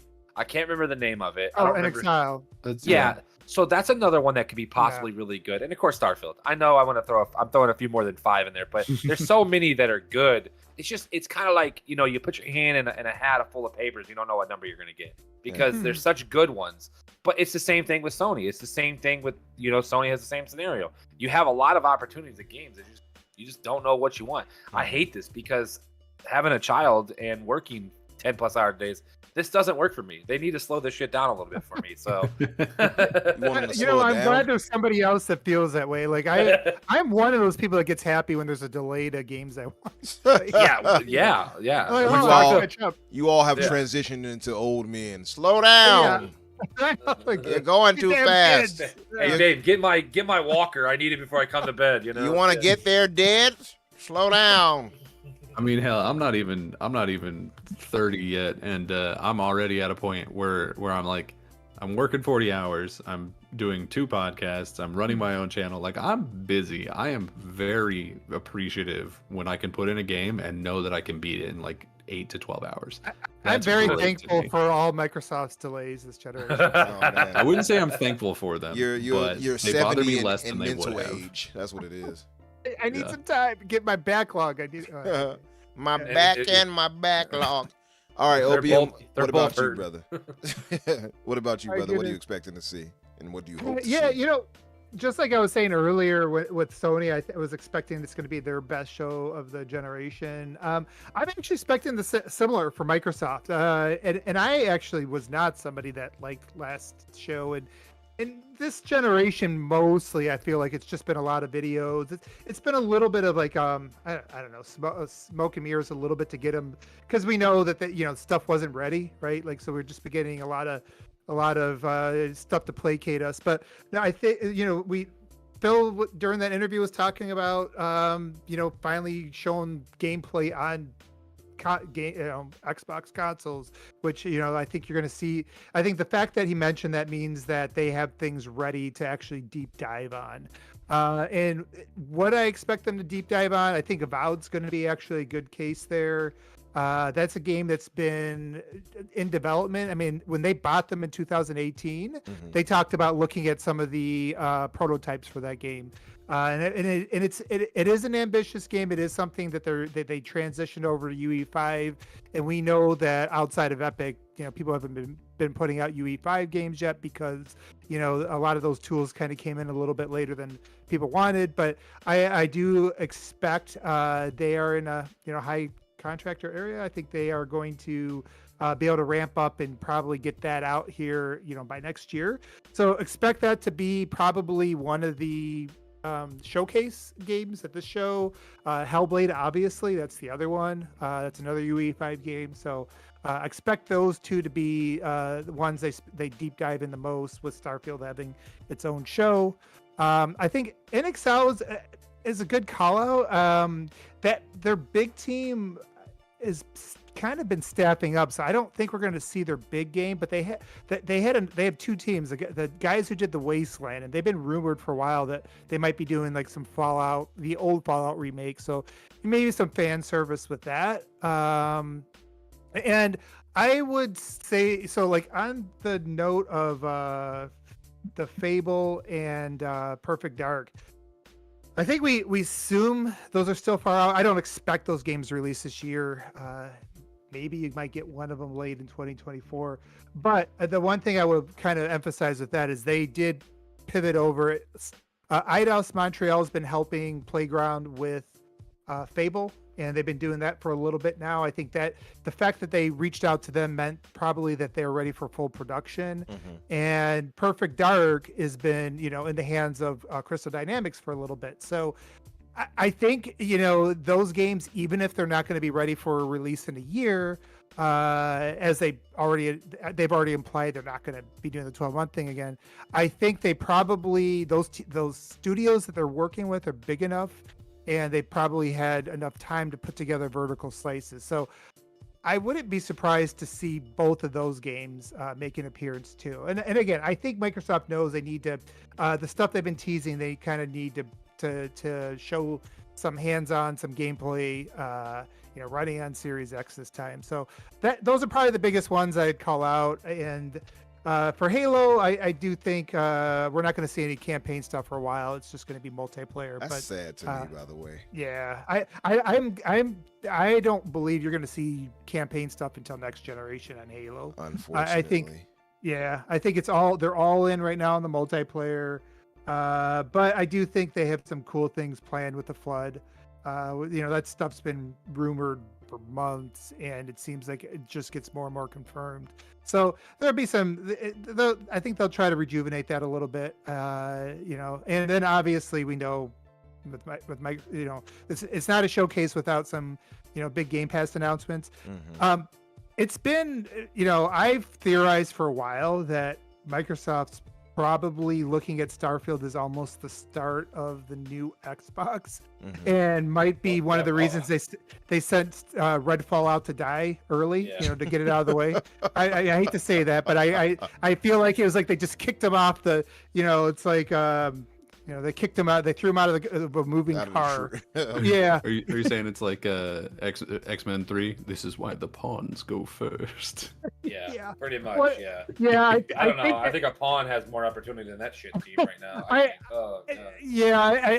hate to say it, but I do feel like it was like let's just tear this Band-Aid off now, and then start with Starfield. So with that said, I think they do expect a lot of big bump with Starfield's, with the mind share that comes from the game. For people that don't know, like Skyrim is still one of the most played games on Xbox even to this day. If you look on the most played, it's there. And then even Fallout 4, which is like one of the lowest rated from the community of their single player big RPGs, that's still high on the, that's still in the top 50 all the time. So those games have legs, and it's really the first non-Halo Gears Forza game that they've released that I think, it's really the first big IP they're going to release that has the chance to kind of speak to beyond the base, right? So I would expect that if you're ever going to see them maybe land a bigger third-party game like day one on Game Pass, I wouldn't be surprised if they go all in, and maybe it is From Software's game coming up. What's why do I want to say Chrome Hounds? You know what I'm talking about? Armored Core. Armored Core. I don't know why I knew it was mech. It's going to be Assassin's Creed Mirage is what it's going to be. It's going to be Assassin's Creed. It would be nice if they grabbed Armored Core for exclusivity into the Game Pass. Honestly, even Assassin's Creed would be. I think it's going to be. I think it's going to be because people don't want to play Assassin's Creed no more. So they're going to. And they know it. And they know it. And that's the thing. So. And Ubisoft needs the money. God knows. Who knows? Maybe they freaking announced Splinter Cell's day one to Game Pass. Man, that was. Hey. I'm pulling wish list stuff out. I'm pulling wish list stuff out my ass right now. By the way. No, that's good though. That I've been hoping for. I guess what I'm saying is I expect something that's going to probably be that set a new Quantum bar, Break right? 2 in terms of like a third party game that you wouldn't expect to be day one. I think they're going to go hard. They're going to try to build off the momentum of Starfield. So those are I think that's enough predictions, right? That you wanted a short show. Oh, that was good. I know, right? 2 hours later. 2 hours later, I'm still talking. Hey, you guys, we're only going to have an hour show. Here we are 2 hours later. It always happens. It's fine. I told him before the show, I was like, you really think it's only going to be an hour? Yeah, we're going to keep it short and simple. I said, okay, all right. I'm rolling my eyes in the back of the head like, yeah, okay, Umbra. I told Umbra, I says, man, it takes me like an hour to tell people what the weather's like. You're going to have me on. You're not going to have an hour. Yeah, put me in bad on there. That's horrible. Well, what about you, Danny? What I know we spoke on it before, but we can quickly go through ours, and that way we can wrap it up. Yeah, so we talked about it already, so I'll go by it pretty fast. Is basically, I think, pretty much all the standard ones that it seems like we're sort of commonplace between you are generally correct. I think for sure we see Avowed. I think for sure we see Hellblade, Forza obviously, because we still need a date for that, and I doubt we'll get it in the 3 weeks now between now and then. So we'll probably get that there. Hopefully it's sooner rather than later. It won't shadow drop. I know there's some people who think it's going to shadow drop. It won't. I think that it's very likely that we see some kind of Japanese partnership, whether that is there's a new rumor that it's going to be the Persona 3 remake would be like probably a Game Pass deal instead of exclusivity, but I think that there's definitely going to be some kind of deal or some kind of situation that lets us continue to know that they are continuing to try and push into that space. And then I think that we will see new announcements from probably Compulsion and in Exile, as well as hopefully either... I'll just say id. I think id probably is ready to go. Quake, damn it, I forgot. Yeah, I think it's probably ready to go.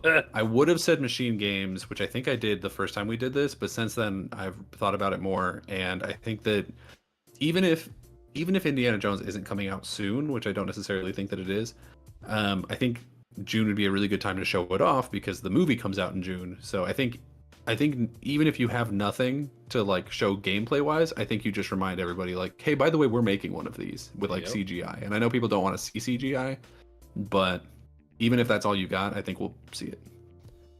Okay, yeah, there's some good ones. I think yours is reasonable. Mine, definitely Fable. Fable has to be there. I don't want to hear any excuses.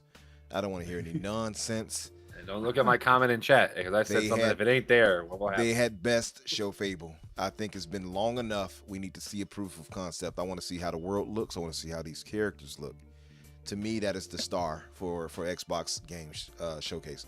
I know Starfield is his own direct, so I'm not including that with that when I speak on it. Obviously, it's one of the stars. But as far as Xbox goes, we need to see Fable. I need to see Avowed. Some people say State of Decay 3. I'm halfway there, whatever. I feel like it might be further out still, but I wouldn't mind seeing gameplay for that. We have games like you pointed out, Mac, I believe, with what's the name of that game, the heist game? Contraband. Contraband, I believe, was supposed to allegedly be released last year, so they should have more than enough to show for that. And see, Steph, no, Fable would not be at 630 frames per second. But I don't know. I wouldn't mind it though. It doesn't bother me when it's third-person actioners or whatever. That 30 frames doesn't hurt when it's that. It only hurts when it's first-person shooters. Really, first-person shooters at 30 suck. It's too blurry. But yeah, I think that as far as third-party deals, I'm hoping that they've locked down something. I know One Bed was just kind of throwing it out there, but if they happen to lock down some Splinter Cell deal or something like that, yeah, Danny's right. I would absolutely lose my shit because I've been saying that needs to happen for a while, and Splinter Cell is one of my all-time favorite IP. So I would love that. By the way, Assassin in the chat had just mentioned that Jeff Grubb had pointed out. Let me read this here. Give me one second. I want to say that's my boy from the Renegade Rail podcast. I just want to make sure everybody knows that. You said, I just want to point out you said pun grass instead of podcast. No, I said podcast. I'm eating a taco here again. I'm still eating my taco. Blame it on the rain. So, well, it is the alcohol that I don't drink. Jeff Grubb reported that Ghost of Tsushima 2 and Dragon Age Dreadwolf are not going to be at the PlayStation Showcase, allegedly. So weird to specifically bring up Dragon Age for the PlayStation 1. Ghost of Tsushima, a little bit of a bummer for sure. Yeah. But I wouldn't have expected to see Dragon Age there unless some insider, some PlayStation. Well, me and Umbra were talking prior to the show. This is like in the morning time. I even told him, I said my most surprise would be is if they announced Dragon Age as a Game Pass game. Like, it just makes sense with EA having such a good relationship with Xbox. Yep. I think it would be one. And I didn't want to bring it up because it's kind of like, it's one of those things where it's kind of like Perfect Dark. We really don't know much about it. It's just so far that we don't know if it's in 2 years from now or 3 years. You know, it's kind of like, that's where I stand. And that's an open world, 4-player, whatever. I don't know what they're going to do with it this time. Who knows? It's just one of those random games you just don't know about, Yeah. I mean, we got the obvious, like you pointed out. I mean, Hellblade 2, I expect to see there probably some more actual gameplay of her combat and stuff like that. We haven't really seen that fleshed out, so I can expect to see that. Forza Motorsport, I think they probably will announce the launch date for that. I feel like almost like that game could slip into next year. I feel like Hellblade 2, I've been on this train for a while. Hellblade 2, I believe, is actually launching this year. I believe maybe in December. Something tells me, and I've been on that thought since last year. I believe Hellblade 2 will be later this year. And we pointed out the zeitgeist. So for me, Microsoft needs to nail down something. It can't just be Sony getting, like I said, all those different well-known franchises and IP. That cannot be the case. If they could somehow, maybe they announce that they've, got the license and whoever to work on some type of comic series, maybe, character IP rather. Like, say if, for instance, and I've been on this hopium of getting Warner Brothers games, if they could somehow nail down a, Batman IP for Microsoft or Xbox, that would be well in line with what I'm talking about. For me, I know a lot of people might say Spawn or Punisher and all. That's nice. but Batman is at least second most well-known and beloved after Spider-Man. That to me would be the right move to make. Batman would be, I think, one of the smarter moves. I've also said that X-Men, if they could get the X-Men license, that would be really dope. I think that it also makes sense, X and all that. But that would be a dope one to get if they can nail that down. And now that they're obviously going to likely get the ABK situation, they got Raven Software right there. How great would that be to have them get back on a Marvel game and make their top-down, thing as they've done before in the past. So I don't know. I would love something like that. But so, fellas, I'll ask this last question and we'll end it. It's real simple. Out of these 3 showcases, who do you think is going to more than likely have the best show? You can do it 1 through 3. Who will have the best? BG, what do you think? Who will have the best starting at number 1, 2, and 3 for you?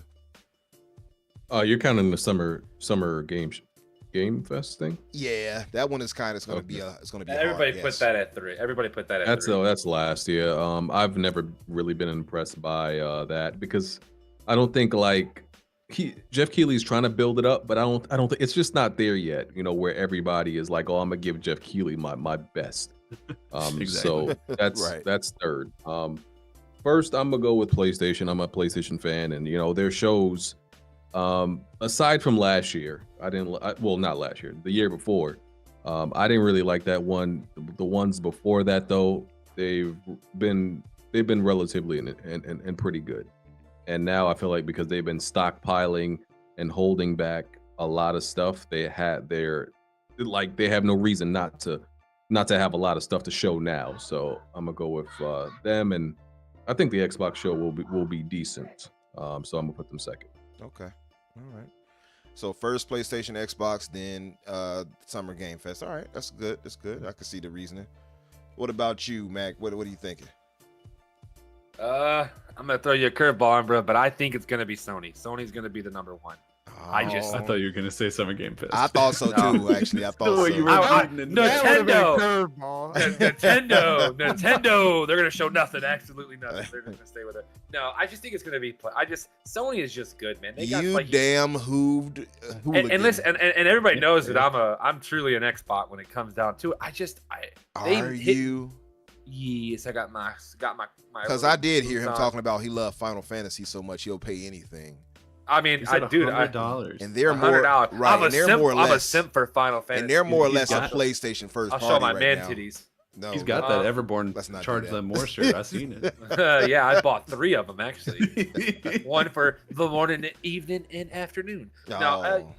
The stock. I just think I agree with Broken on that. I just think they've stockpiled so much behind the scenes that we don't know, and most of the stuff that Xbox is going to probably show, we know about. So it kind of brings down the. I'm expecting some surprises though, man. I think they're gonna have some surprises. I think we're gonna. For us. Listen, the show is what, an hour and 30 minutes. I think I don't know. We're gonna see a lot of indie games. Ugh, yay. Yeah, but the PlayStation one's showing VR. 12 minutes of VR. Yeah. 12 minutes of VR. That always and then- subtracts points every Now, time I see VR. I know Yeah, BG likes VR. I will say I know, but me, Poor guy. Me, I have no care for it. But there are people who are gonna care for the VR. I am just not one of them. I just want to. Sony puts out bangers, man. We've talked numerous times. And what they're gonna show, everything there. I'm guaranteed. Let's say they show 15 games, and there's actually PlayStation games. 13 of those games are gonna be good. It's just meant to. Xbox, who knows what we're gonna get? I don't know if we're gonna get Redfall 2.0 on every game that comes out.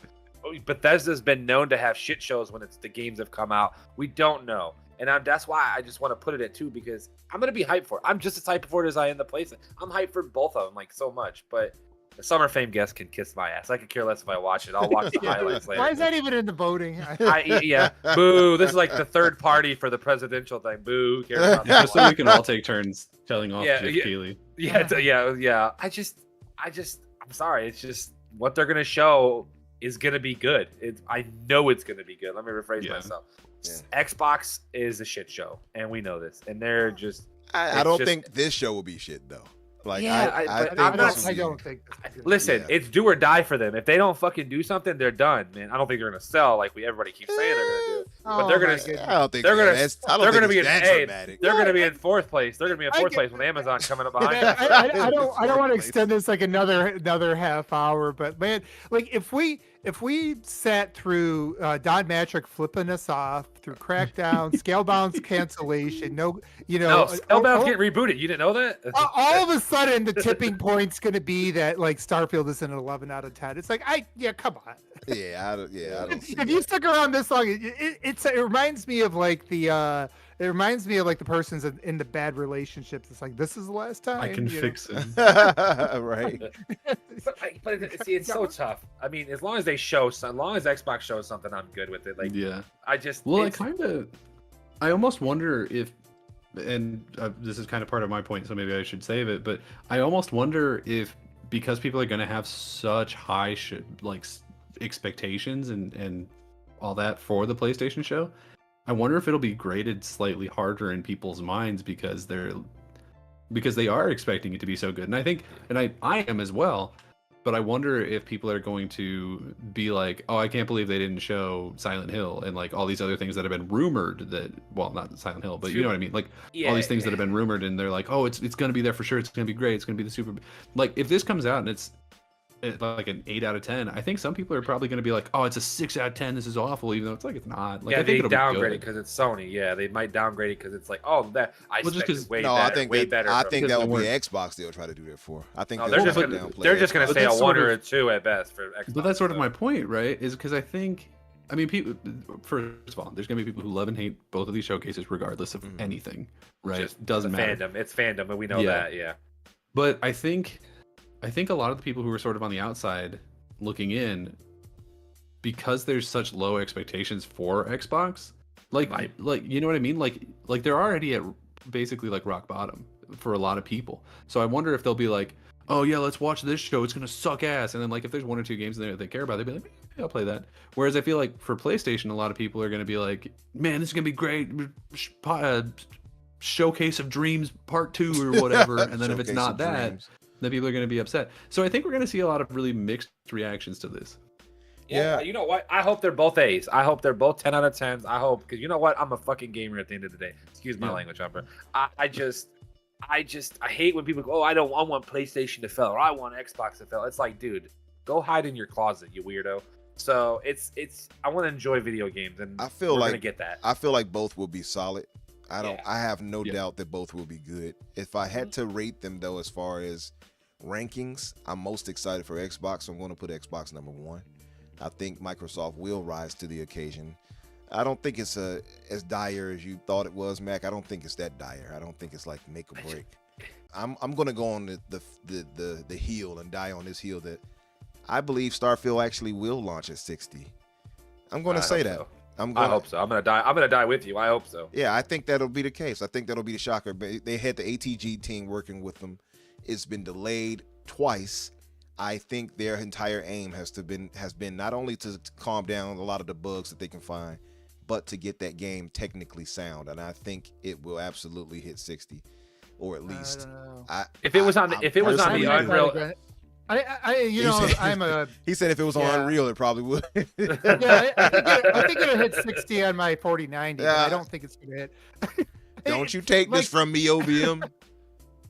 It is going to be real.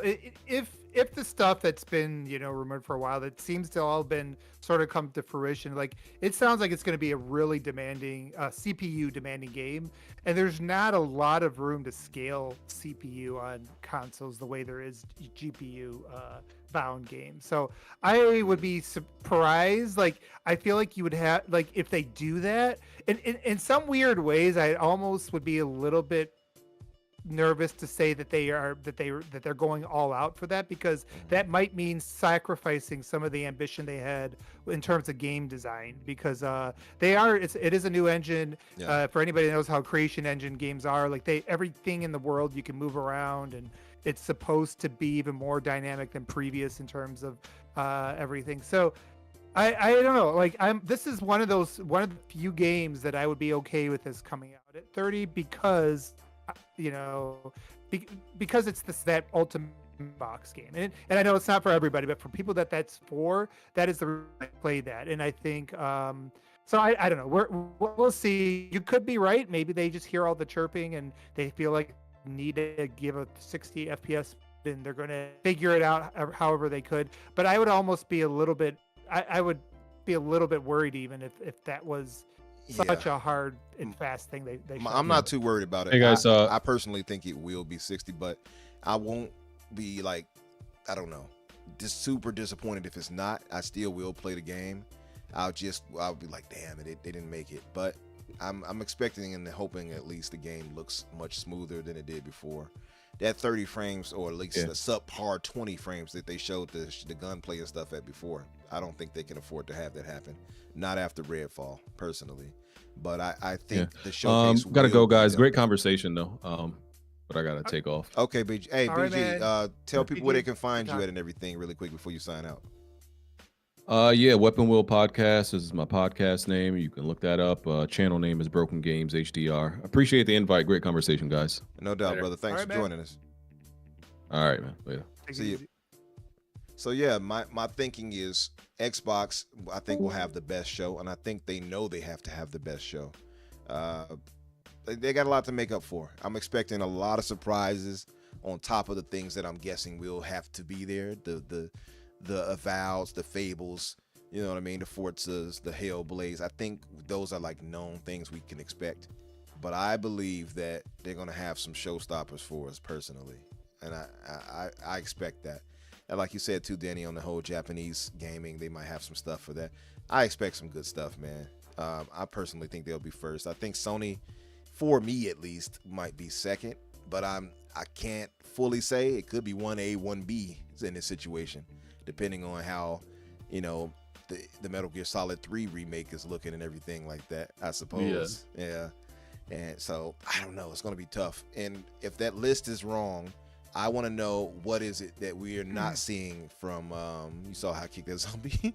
I want to see how it's going to come out as far as what they will have in store for us. So right now, tentatively, I'm going to say Xbox One, PlayStation 2, Keighley's 3.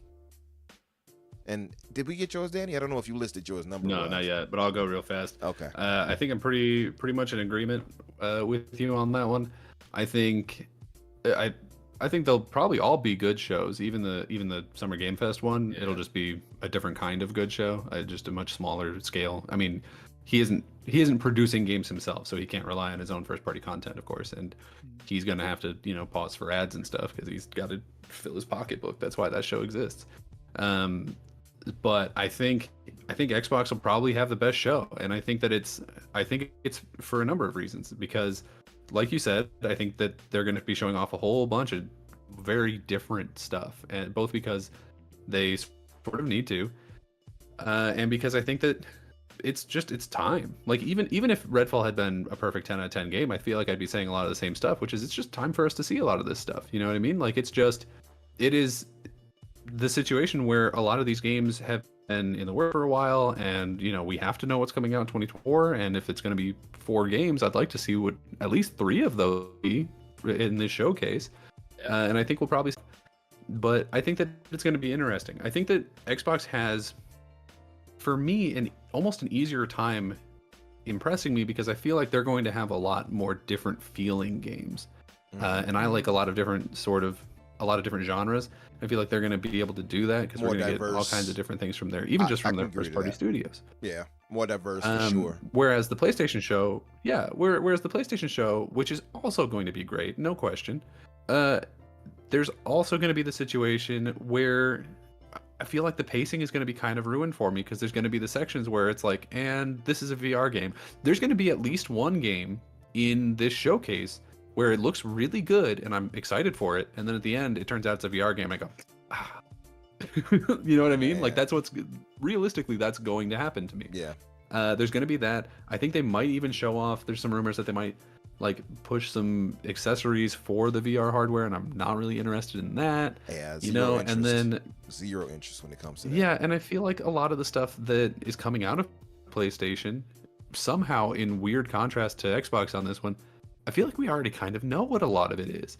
Like on the Xbox side, we have the rumors and stuff that Jez has leaked. You know, he's told us about, you know, project names and stuff. But on the PlayStation side, a lot of the leaks that we've had for stuff that they're working on is like, there's an Uncharted game and it stars this character and it's about this, right? And so I feel like there's going to be a lot of times when trailers start and I'm immediately like, that's Ghost of Tsushima 2. That's this, that's this, that's this. And those are all going to be really exciting games and I'll be excited for them when they come out. But I feel like it's just not going to be as hype of a show for me for that reason.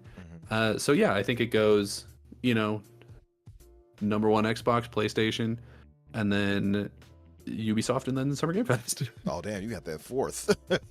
he moved him down a notch. I did. I also think I think EA specifically said they weren't going to do anything this time, so they'll probably be in some capacity at Summer Game Fest. But I think Nintendo's going to show up sometime in that month as well. I think that we'll get sort of a Nintendo Direct from them, and I also think that that'll be better than Summer Game Fest. Oh man. Well, hey, you know, I respect it. I still believe, you know, all of these showcases are going to be solid. I don't think any of us are going to be mad with what we see.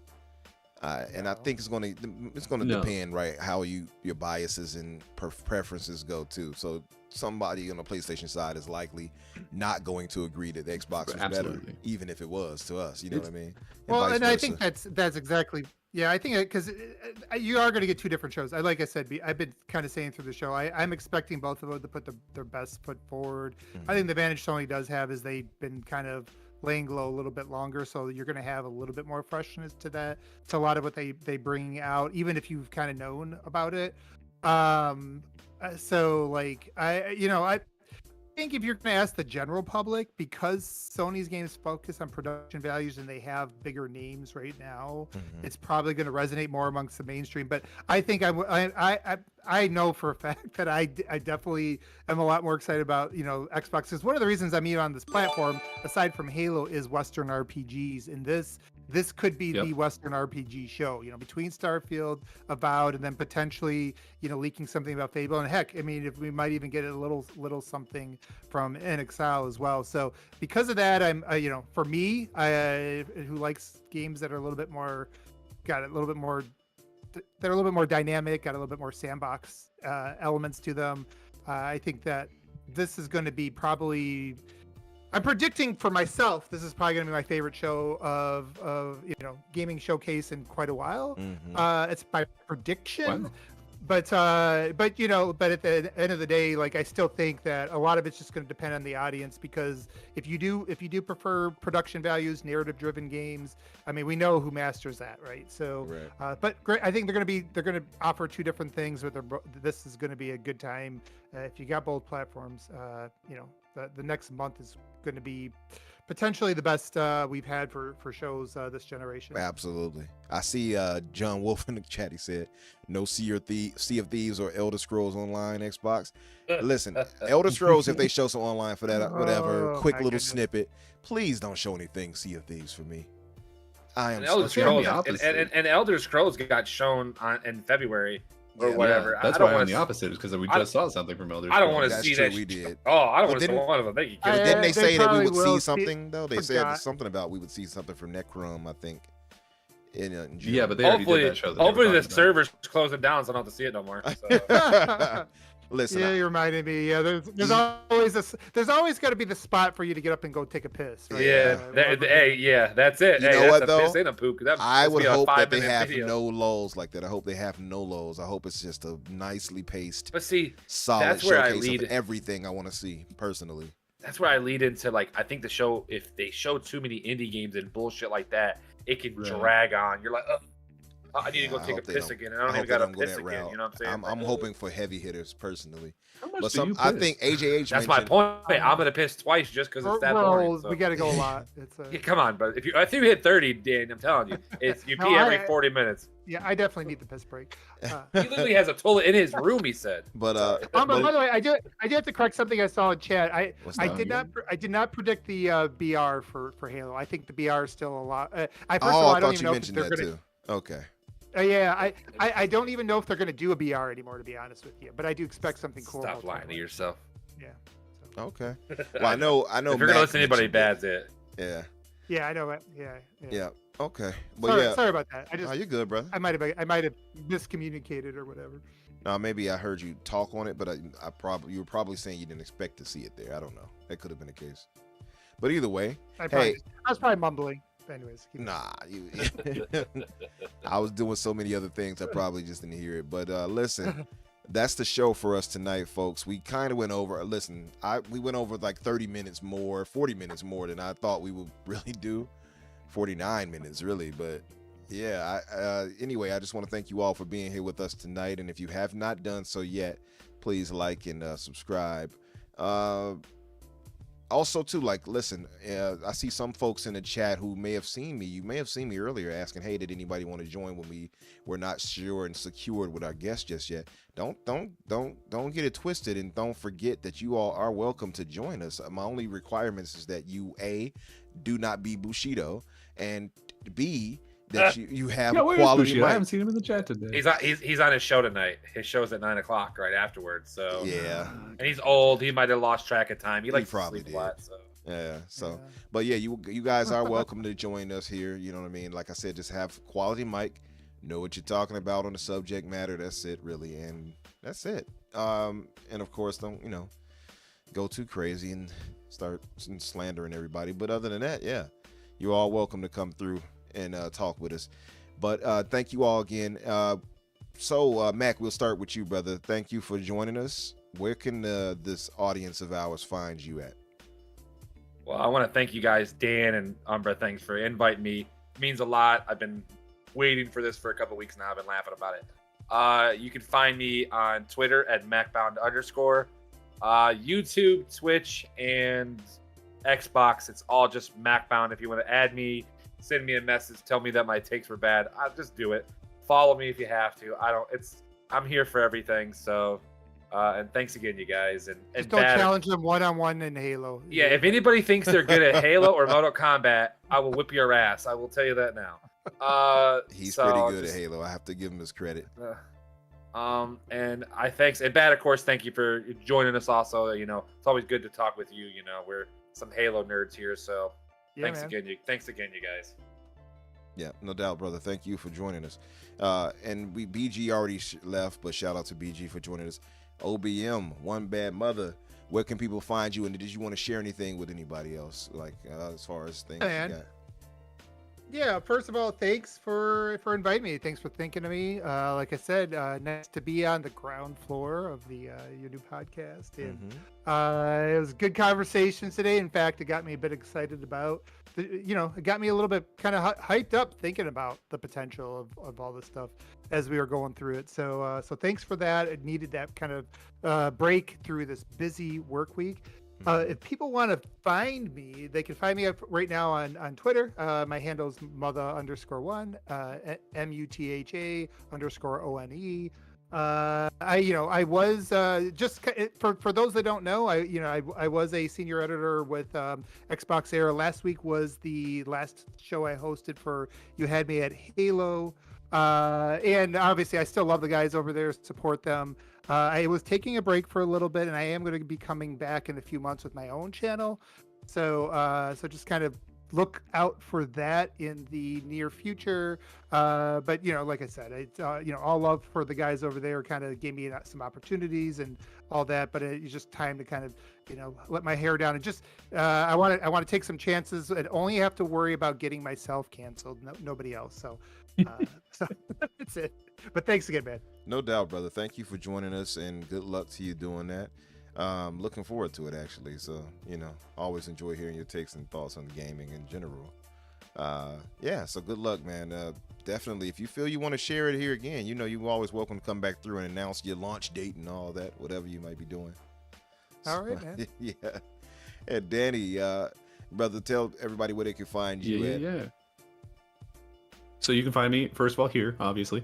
You can find me and Umbra on the Xbox Factor podcast every Tuesday at 11 a.m. Central or 12 p.m. Eastern.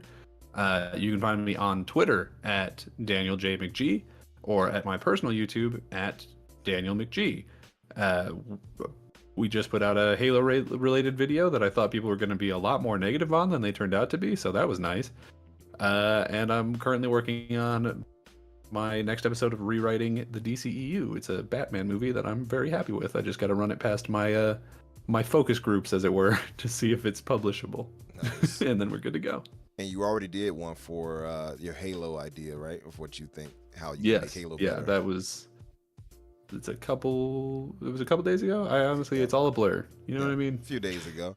If you all haven't checked out Danny, go to his channel and check him out. He did his video take on what he think could make Halo bring it back to prominence and everything like that and fix it, you know. So check it out. And if you're not liking what he's talking about as a Halo fan, make sure you give him the righteous smoke, as they would say. Yeah, leave a comment. It's really good engagement. I even want the angry ones. There you go. Yeah, and of course you all can find me on Twitter, Infinite Umbra or Umbra Infinite. You will find me either way. Here, of course, on Thursdays at 7 and 8 o'clock, rather Eastern, at 7 o'clock Central. And like he pointed out, Xbox Factor on Tuesdays at 12 o'clock Eastern. And tomorrow on Xbox Infinite Podcast, named after me secretly, at 8 o'clock Eastern, myself, Riskit, Jedi Knight Peter, Doom Cutie, and we'll be joined by Jen from Windows Central. And I wonder, did we get Luke Steele or not? I'm not sure. Luke Steele is an M&A lawyer, so we were aiming to get him to join us.